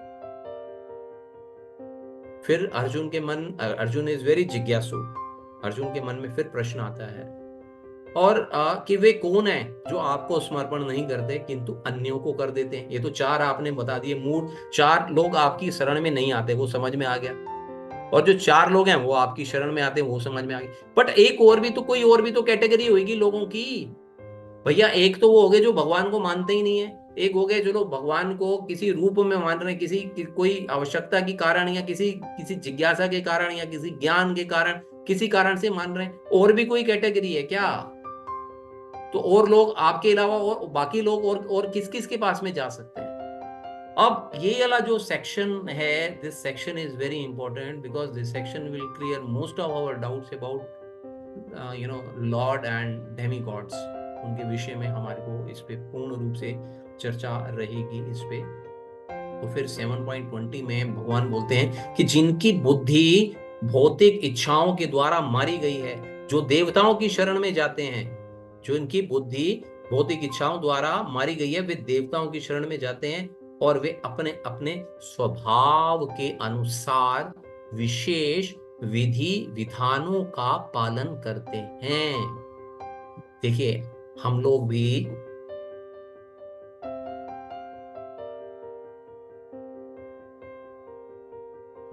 अपनी इच्छा अनुसार जो चीजें हमारे को सूटेबल होती हैं वो हम करते हैं, जो हमारे को पसंद आता है, जो हमारी सूटेबिलिटी में आती हैं चीजें वो हम करते हैं।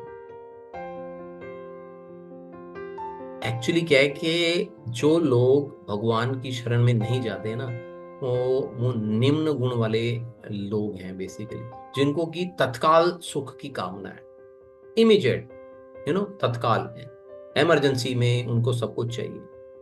अब वो उसके लिए क्या है कि इसके लिए वो देवताओं की पूजा करते हैं, देवताओं की पूजा करते हैं, वो विधि विधानों का पालन भी करते हैं, उसमें फास्टिंग भी करते हैं और जो तप करना पड़ता है उनका पालन करते हैं, और वो उनको अच्छा भी लगता है, ऐसा नहीं उनको अच्छा नहीं लगता। और जो देवताओं के जो पूजक हैं बेसिकली, वो अपनी छोटी छोटी इच्छाओं से प्रेरित होते रहते हैं। आज एक इच्छा से प्रेरित हुए, कल दूसरी इच्छा से प्रेरित है। वे नहीं जानते कि एक्चुअल में परम लक्ष्य तक कैसे पहुंचा जा सकता है। Their thought level is very very limited and they want to enjoy, basically they just want to enjoy। उसके अलावा उनको किसी भी चीज में कोई रुचि नहीं है बेसिकली। तो एक्चुअली होना क्या चाहिए कि मनुष्य को चाहिए कि वो खुद को ना वासुदेव या भगवान को अर्पित कर दे, समर्पित कर दे और उसकी पूजा करे। चाहे उसकी मटेरियल डिमांड्स हैं या भौतिक इच्छाएं हैं, या भौतिक इच्छाओं से रहित है या भौतिक इच्छाओं से पूरित है, हम इसको ऐसा बोल सकते हैं। वो बेसिकली फॉर एग्जाम्पल, जैसे कि एक छोटा बच्चा होता है, छोटे बच्चे के मन में एक वो आता है कि चलो लेट मी ट्राई स्मोकिंग, मैं सिगरेट पीता हूँ मैं। तो वो पैसे लेके जाता है और दुकानदार के पास चला जाता है, जबकि उसकी एज नहीं है, स्पेसिफाइड एज है कि 18 से नीचे में आप सिगरेट नहीं दोगे। लेकिन वो शॉपकीपर के पास में जाता है, शॉपकीपर को पैसे देता है। शॉपकीपर को मालूम है he is not 18, he is less than 18, वो फिर भी उसको दे देता है just for the sake of sale या जो कुछ भी बोलो, वो उसको सिगरेट दे देता है और वो सिगरेट लेके बच्चा वापस आ जाता है। और फिर क्या होता है, वही बच्चा डिमांड करता है अपने फादर से, अपने पिता से कि जी मेरे को सिगरेट चाहिए। तो क्या उसका पिता उसको सिगरेट दे देगा? उत्तर है नहीं देगा। क्यों नहीं देगा? क्योंकि उसके पिता को मालूम है इसको क्या देना है क्या नहीं देना। तो यही स्थिति यहाँ पे कंपैरिजन में है देवताओं की और भगवान की। भगवान जो है वो पिता समान है और देवता जो है वो पिता समान नहीं है। उनसे जो कुछ भी मांगा जाता है उनको प्रसन्न करके उनको दे देते हैं। जैसे कि भागवतम के अंदर में इंसिडेंट आता है कि जब तक इंद्र की पूजा होती रहती है, इंद्र वाज वेरी हैप्पी, और इंद्र जो है बारिश भी करते थे, सब कुछ करते थे, इंद्र वाज वेरी हैप्पी। और जब इंद्र की पूजा बंद कर दी तो इंद्र कुपित हो गया। तो ऐसे ही जो देवता लोग हैं, they have got their own self interest कि this person has come to me and he should stay with me only, ये जाए नहीं यहाँ से, ये मेरा कस्टमर हो गया बेसिकली। इन सामान्य भाषा के अंदर में, भौतिक भाषा में अगर हम बात करें तो वो ये नहीं देख रहा कि इस चीज को इसको दे देने से इसका लाभ होगा या नुकसान होगा। रावण ने पूजा करी, उसको फल प्राप्त हुए। और बहुत सारे राक्षसों ने और दूसरे लोगों ने पूजाएं करी विभिन्न विभिन्न देवी देवताओं की, उनको उनको वरदान जो है वो प्राप्त हुए। हिरण्यकश्यप को वरदान प्राप्त हो गया, रावण को वरदान प्राप्त हो गया, और बहुत सारे लोगों को वरदान प्राप्त हो गया। लेकिन अगर भगवान के पास में गए होते तो शायद ना मिलता।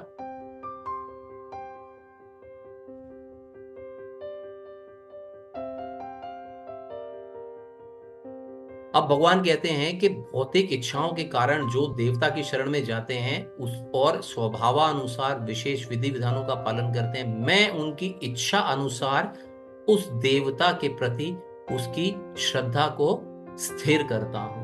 तो ये कार्य भी देवता नहीं करते हैं, ये कार्य भी जो है वो भगवान स्वयं करते हैं। 21 में भगवान कहते हैं कि मैं प्रत्येक जीव के हृदय में परमात्मा स्वरूप स्थित हूं। जैसे ही कोई किसी देवता की पूजा करने की इच्छा करता है, मैं उसकी श्रद्धा को स्थिर करता हूं, जिससे वह उस विशेष देवता की भक्ति कर सके। एक्चुअली क्या है कि ईश्वर ने, भगवान ने, कृष्ण ने सब जीवों को स्वतंत्रता प्रदान की है ना। और कोई जो व्यक्ति भी अपना कोई भौतिक सुख का, भौतिक भोग का जो व्यक्ति इच्छुक है, वो देवताओं के पास में जाता है कि सुविधाएं प्राप्त करने के लिए।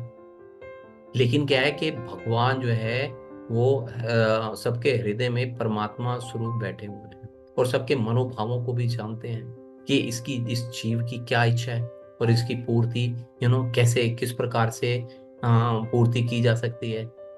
इसकी इच्छाओं को मैं कैसे पूर्ण करूं, चाहे भौतिक हैं या किसी भी प्रकार की इच्छाएं हैं। तो भगवान जो है वो बेसिकली किसी भी प्रकार का हस्तक्षेप नहीं करते, इंटरप्ट नहीं करते हैं।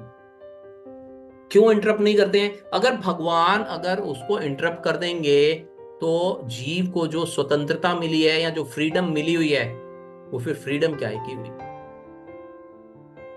सेल्फ इंटेलिजेंस जिसको बोलते हैं, फिर वो किस प्रकार की सेल्फ इंटेलिजेंस हुई। तो इसलिए भगवान क्या करते हैं, उसको छोड़ देते हैं कि आपको जहां जाना है वहां पे जाइए, डायरेक्टली और इनडायरेक्टली, डायरेक्टली या इनडायरेक्टली आप मेरे पास ही आ रहे हो।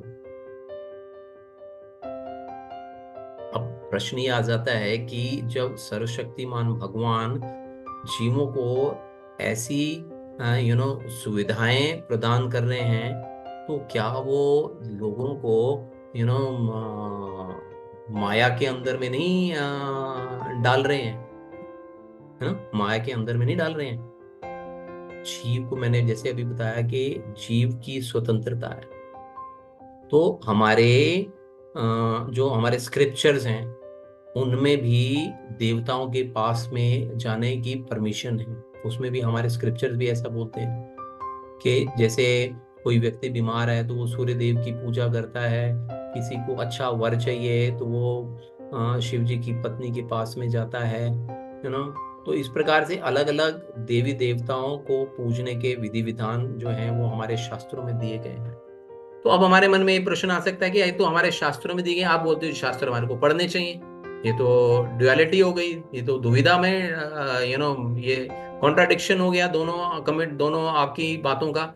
तो एक्चुअली क्या है कि जो शास्त्रों के अंदर में ये जो चीजें बताई गई हैं वो इसलिए बताई गई हैं कि जो नास्तिक लोग हैं या जो लोग अपनी किसी जिज्ञासा के कारण या अपनी किसी नीड के कारण भगवान के पास में जाते हैं, वो एटलीस्ट आना शुरू कर दें। जैसे कि हम सब, आप लोग भक्त लोगों को इकट्ठा करते हैं और बोलते हैं कि एक माला जप करो, एक माला जप करो, एक माला जप करो, और फिर ग्रेजुअली क्या करते हैं, फिर आपको धीरे धीरे धीरे धीरे करके कहां तक लेके जाते हैं? बताइए कहां तक लेके जाते हैं? 16 माला तक लेके जाते हैं। शुरू किससे करवाते हैं? एक से करवाते हैं। जिस समय एक शुरू करवाते हैं उस समय किसी की एक भी शुरू करने की इच्छा नहीं होती, और जब बाद में 16 माला करने में उसको आनंद की प्राप्ति होती है, अच्छा लगता है उसको। तो ऐसे ही हमारे स्क्रिप्चर्स के अंदर में विभिन्न प्रकार की अट्रैक्शंस दी हुई हैं, उनको बेसिकली लालच दिया जा रहा है कि आप यहाँ पे एटलीस्ट आप इस रास्ते में आ जाओ, जो सबसे नीचे वाली लेडर थी जो हमने 3rd चैप्टर के अंदर में देखी, वो थी एनिमल लाइफ, सबसे नीचे जो पायदान पे सबसे नीचे वाला वो जो था, वो that was the animal life. और उसके बाद में सकाम कर्मी आ जाता है। तो एटलीस्ट क्या है कि उस नास्तिकता से ऊपर आके आप सकाम कर्म में आओ, सकाम कर्म में आओगे तो धीरे धीरे फिर आप निष्काम कर्म में भी आ जाओगे, निष्काम कर्म में आओगे तो आप भगवान की भक्ति में भी आ जाओगे। तो बेसिकली भगवान ये अपग्रेड कर रहे हैं ग्रेजुअली। तो इसलिए स्क्रिप्चर्स के अंदर में, क्योंकि सबकी अपनी अपनी मेंटालिटी है। भैया कोई दारू पीता है फॉर एग्जाम्पल, तो वो बोलता है मैं काली माँ को कुछ चढ़ाऊंगा, तो काली माँ को चढ़ा लो जी, कोई बात नहीं जी। लेकिन क्या हो जाएगा, इसका फल क्या होगा कि उसके मन में किसी प्रकार की श्रद्धा का भाव तो जागा कि मैं ये चढ़ाऊंगा। This is what Lord notes. इसको भगवान नोटिस करते हैं और फिर ग्रेजुअली धीरे धीरे धीरे उसको अपग्रेड करते हैं। तो दिस इज द रीजन कि कई दफा लोगों के मन में आ जाता है कि हम जा रहे हैं, हम राइट हैं, रॉन्ग हैं। फिर 22 में भगवान बोलते हैं कि ऐसी श्रद्धा से समन्वित वह देवता विशेष की पूजा करने का यत्न करता है और अपनी इच्छा की पूर्ति करता है, किंतु वास्तविकता तो यह है कि ये सारे लाभ मेरे द्वारा प्रदत्त हैं। ये सारे लाभ मैं ही देता हूं। देवताओं की पूजा एक्चुअली वांछित फल की प्राप्ति के लिए देवताओं के कारण नहीं, अपितु उनके माध्यम से भगवान के कारण होती है। इसे बेसिकली बद्ध जीव या अल्प ज्ञानी जीव जो है वो जानते नहीं है, तो इसलिए वो मूर्खतावश क्या करते हैं, वो देवताओं के पास जाते हैं। लेकिन जो शुद्ध भक्त होते हैं आवश्यकता पड़ने पर भगवान से ही याचना करते हैं। लेकिन मैंने जैसे अभी बताया कि भगवान से मांगना is not the right way, is not the right attitude.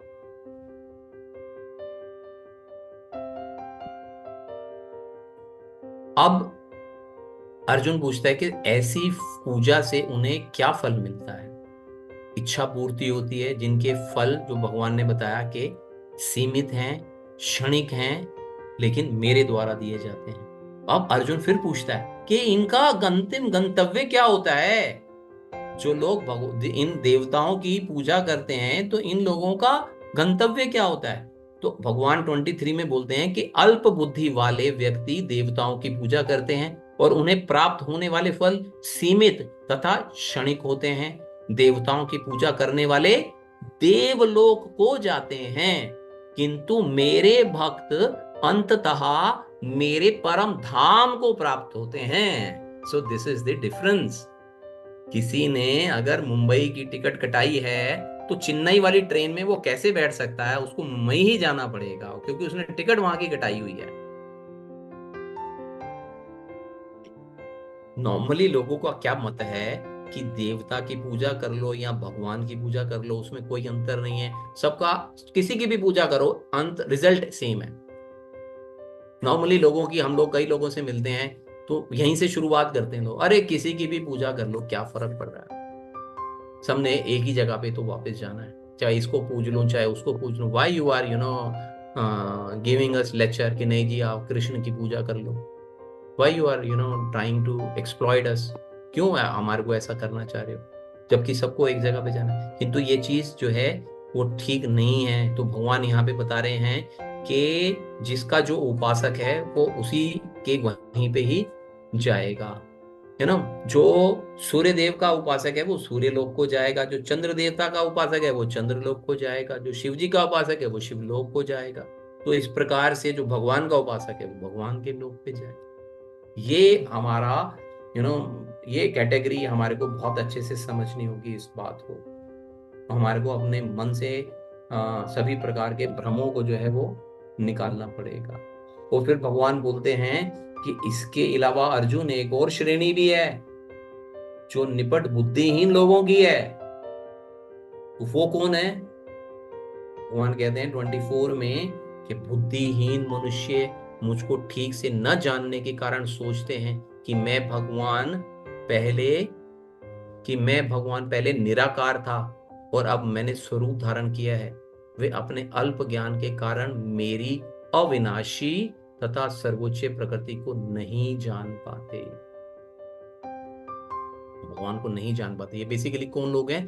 जो निराकार में बिलीव करते हैं, जो भगवान के स्वरूप को नहीं मानते हैं, शून्य मानते हैं, शून्य मानते हैं, जिसको कि हम लोगों ने बोला भी था ना कि आप लोगों को गुलाब जामुन वाला एग्जाम्पल याद है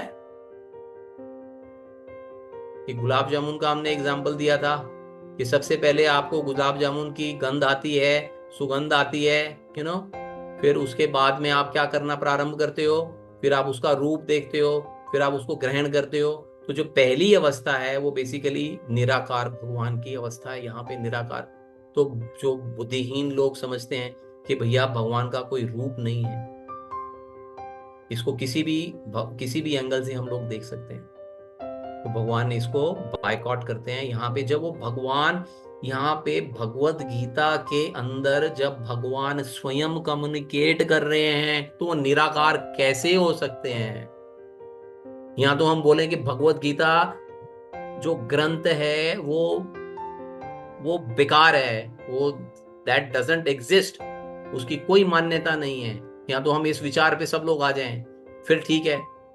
लेकिन ऐसा नहीं है। When Krishna is communicating himself, how he could be, निराकार, निर्विशेषवादी, ऐसा सोचते हैं, ऐसा।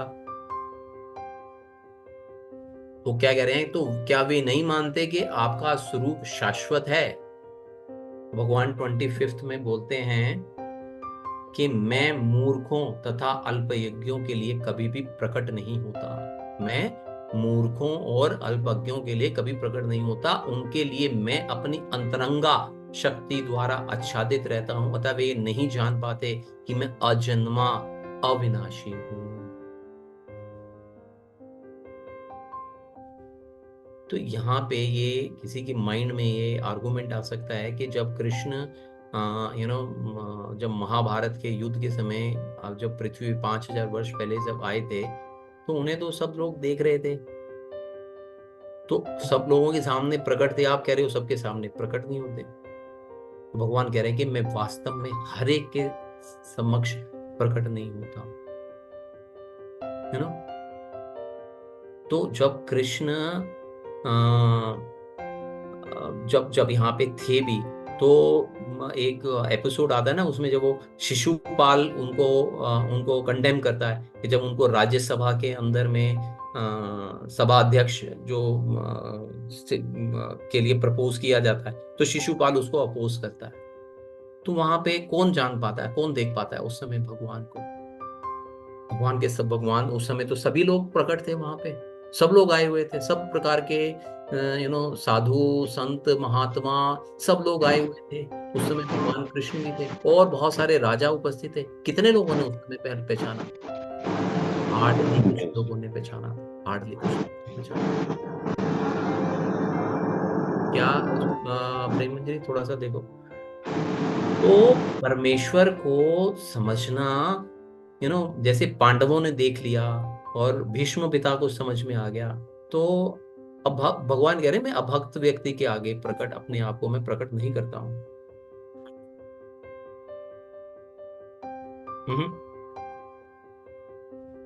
श्रीमद् भागवतम में ना कुंती महारानी प्रार्थना करती है भगवान से।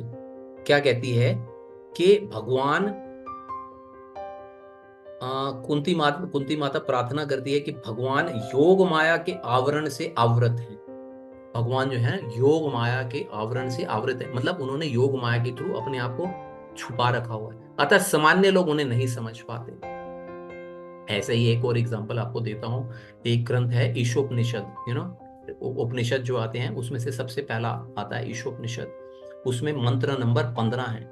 उसमें भी भगवान की योग माया आवरण की पुष्टि हुई है, जिसमें कि भक्त भगवान से प्रार्थना कर रहा है। क्या प्रार्थना करता है कि हे भगवान, आप समग्र ब्रह्मांड के पालक हैं और आपकी भक्ति सर्वोच्च धर्म है, अतः मेरी प्रार्थना है कि आप मेरा भी पालन करें। ये जीव बोल रहा है भगवान को। आपका दिव्य रूप, ये इंपॉर्टेंट है, आपका दिव्य रूप योग माया से आवृत है, ब्रह्म ज्योति आपकी अंतरंगा शक्ति का आवरण है, कृपया इस तेज को हटा लें।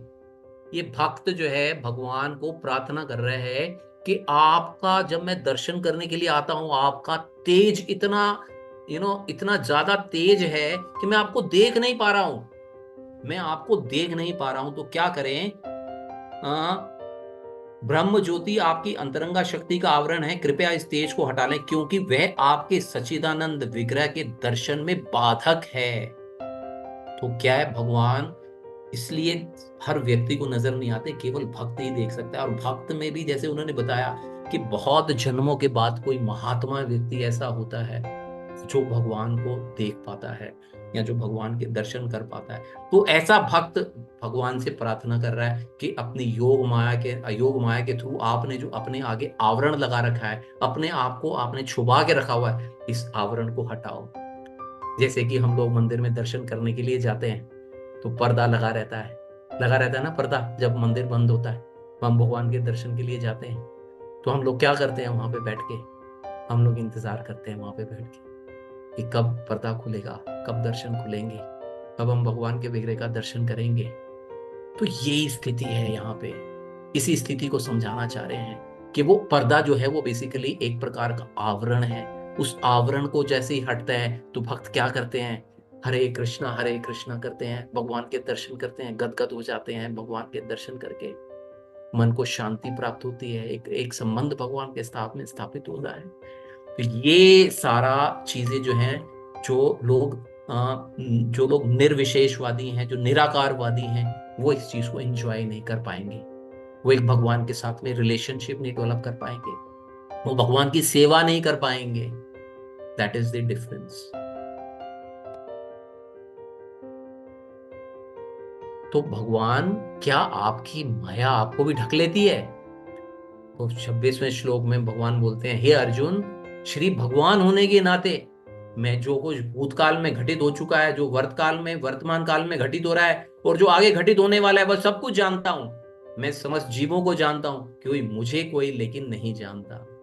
यहाँ कृष्ण अपने साकार रूप और निराकार रूप दोनों को स्पष्ट रूप में बता रहे हैं। यदि भगवान कृष्ण का स्वरूप माया है, जैसा कि मायावादी मानते हैं, तो उन्हें भगवान को हमारी तरह फिर शरीर बदलना चाहिए ना, हमारी तरह शरीर बदलना चाहिए। जैसे हम अपने जीवन में एक जीवन के बाद में दूसरा जीवन आता है तो पिछला सब कुछ भूल जाते हैं, ऐसे भगवान को भी भूल जाना चाहिए। लेकिन भगवान तो 4th चैप्टर में बोल रहे हैं कि मैंने सूर्यदेव विवस्वान को मैंने ये संदेश दिया। तो वो किस प्रकार से बोल रहे हैं? तो इसलिए भगवान को जो है ना, तो अपना पुरानी स्मृति जो उनकी जो स्मृति है, याद रखने की जो क्षमता जिसको हम लोग बोलेंगे, वो कभी भी खत्म नहीं होती। क्योंकि भगवान जो है वो तीनों गुणों से ऊपर हैं, चिन्मय हैं। हम सब लोग चिन्मय नहीं है। हमारा शरीर पदार्थ से बना हुआ है, पृथ्वी जल अग्नि वायु आकाश जो हमने बताया, हमारा जो शरीर है इससे बना हुआ है। भगवान पूर्णतया चिन्मय है। हमारे अंदर में इतना सा बाल की नोक का 10,000वां हिस्सा हमारे अंदर में है, तो हमारे अंदर में इतनी एनर्जी है, इतनी शक्ति है। तो भगवान पूर्ण रूप से ही आत्माएं हैं, चिन्मय है वो भगवान। अब प्रश्न ये है कि जीवात्मा कृष्ण को नहीं जान पाता। किस कारण से नहीं जान पाता? क्योंकि हमारे अंदर में ना भ्रम है, हमारे अंदर में मान अपमान है, हमारे अंदर में सुख दुख, स्त्री पुरुष, भला बुरा, ये सारे हमारे द्वंद्व के कारण है। इन द्वंद्वों के कारण हम भगवान को नहीं जान पाते हैं। क्या कोई ऐसा है जो भ्रम से मुक्त हो? और कृष्ण जो आपके प्रति भक्ति प्रकट करने के योग्य हो, कोई तो होगा। तो फिर भगवान कहते हैं, अब अर्जुन को भगवान कहते हैं कि जिन मनुष्यों ने पूर्व जन्मों में तथा इस जन्म में पुण्य कर्म किए हैं और जिनके पाप कर्मों का पूर्णतया उच्छेदन हो चुका है, वे लोग मोह द्वंद्वों से मुक्त हो जाते हैं और वे संकल्प पूर्वक मेरी सेवा में तत्पर होते हैं। ऐसे लोग हैं जिन्होंने पूर्व जन्म में अच्छे कार्य करे हैं, जन्म में अच्छे कार्य करें, ऐसे लोग द्वंद्व से दूर हो जाते हैं। और अब लास्ट में भगवान कहते हैं कि 29 में जो जरा तथा मृत्यु से मुक्ति पाने के लिए यत्नशील है, प्रयास कर रहा है, यत्नशील है मीन्स प्रयास कर रहा है, जो बुद्धिमान व्यक्ति मेरी भक्ति की शरण ग्रहण करते हैं वे वास्तव में ब्रह्म है। ब्रह्म मीन्स भगवान है। जो जीव ऐसा प्रयास कर रहा है, यहाँ पे ब्रह्म का अर्थ भगवान से नहीं है, यहाँ पे ब्रह्म का अर्थ उस जीव से है जो भगवान के समान बन चुका हुआ है। तो भगवान के समान बन गया मीन्स वो भी ब्रह्म हो गया, वो भी ब्रह्म हो गया, वो वास्तव में ब्रह्म है। क्यों ब्रह्म है? क्योंकि वे दिव्य कर्मों के विषय में पूरी तरह से जानता है। भगवान बताते हैं इसके विषय में। फिर 30th में क्या बोलते हैं? This is the concluding shloka of this chapter. जैसा कि भगवान ने 5.29 में बोला था, 5.29 क्या है? भोक्ताराम यज्ञ तपसाम सर्वलोक महेश्वरम सुहृदयम सर्वभूतानाम ज्ञात्वा मम शांतिरेधि। कि ये उन्होंने कंक्लूड किया था 5th चैप्टर 5.29। फिर 6th चैप्टर में भी किया था 6.47 योगी नाम सर्वेशाम मत्कतेन अंतरात्मन श्रद्धावान भजते यमाम सामय युक्तम। तो ये ऐसे ही यहाँ पे भी अब 30th श्लोक में कंक्लूड कर रहे हैं कि जो मुझ परमेश्वर को पूर्ण चेतना में रहकर, मेरी पूर्ण चेतना मतलब भगवान की पूर्ण चेतना में रहकर मुझे जगत का, इस जगत का, इस देवताओं का, समस्त यज्ञ विधियों का, यज्ञ भी हमने पढ़े, विभिन्न प्रकार के यज्ञ पढ़े, यज्ञ विधियों का 4थे चैप्टर में पढ़े थे, नियामक जानते हैं, वे अपनी मृत्यु के समय भी मुझ भगवान को जान सकते हैं, वो समझ सकते हैं।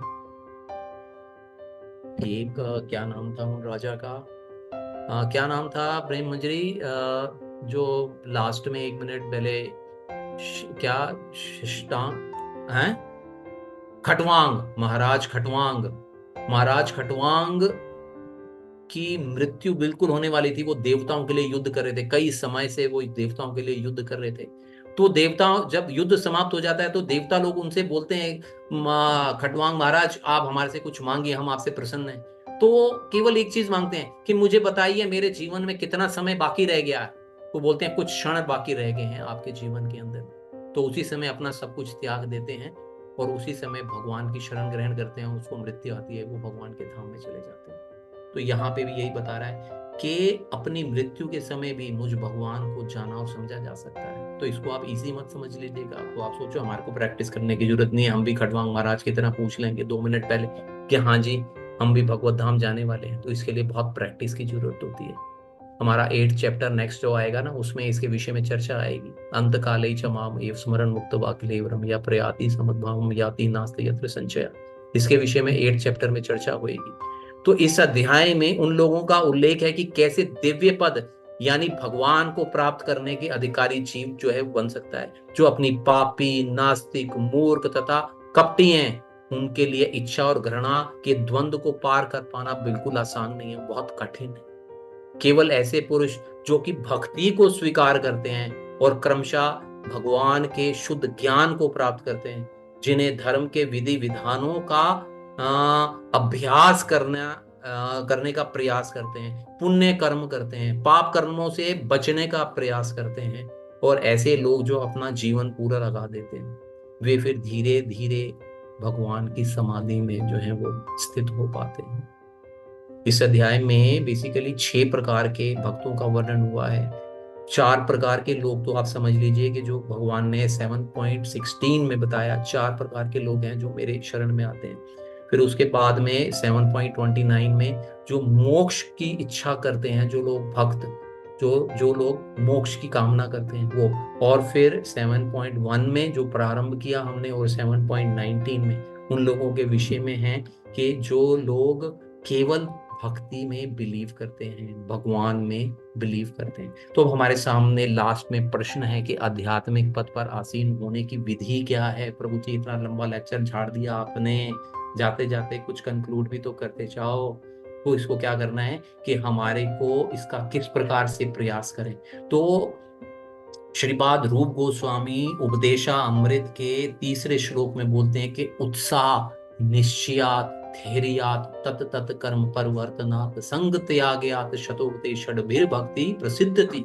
इसका क्या अर्थ है कि जीवन में भक्तों को क्या चाहिए? उत्साही बना रहे, निश्चय के साथ प्रयास करे, तीसरा धैर्यवान बने, चौथा नियामक सिद्धांतों के अनुसार कार्य करे। मतलब जैसे हमने आपको श्रवणम कीर्तनम विष्णु नवदा भक्ति के विषय में बताया, 5 प्रकार की भक्तियों के विषय में बताया, 1 प्रकार की भक्ति के विषय में बताया, उनको फॉलो करे।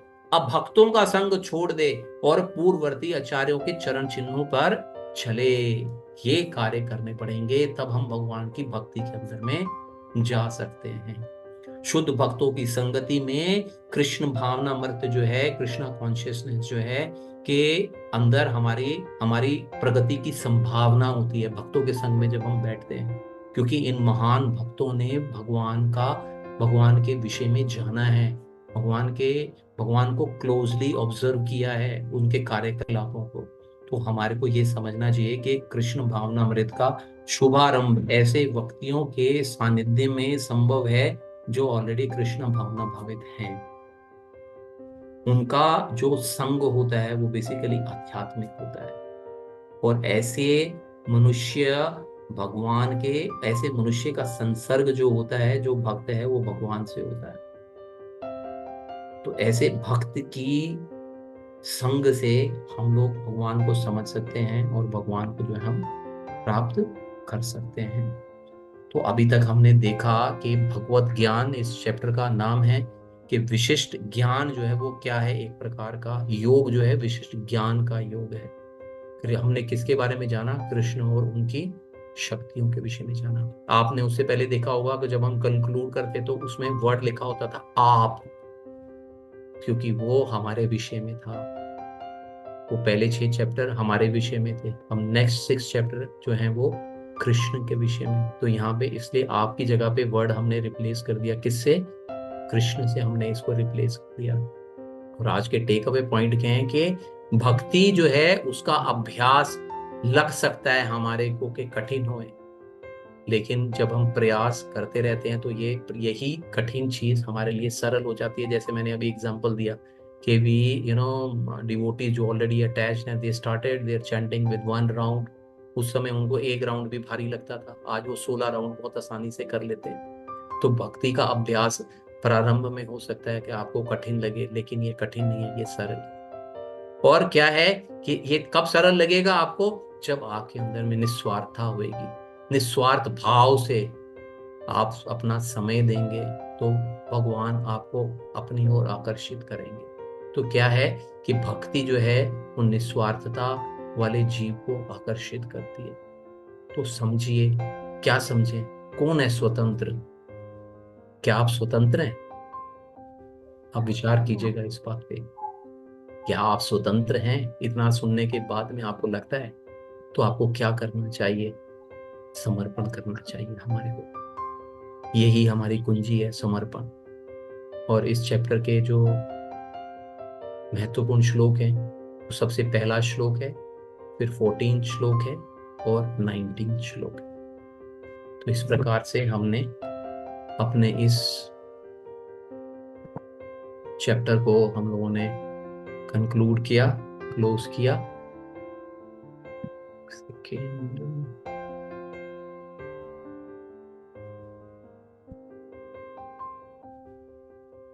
हरे Krishna.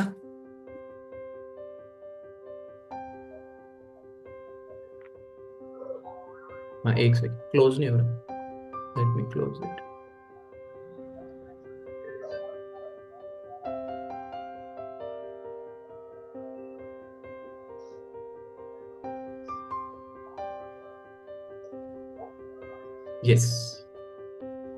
Yes, this was the beginning of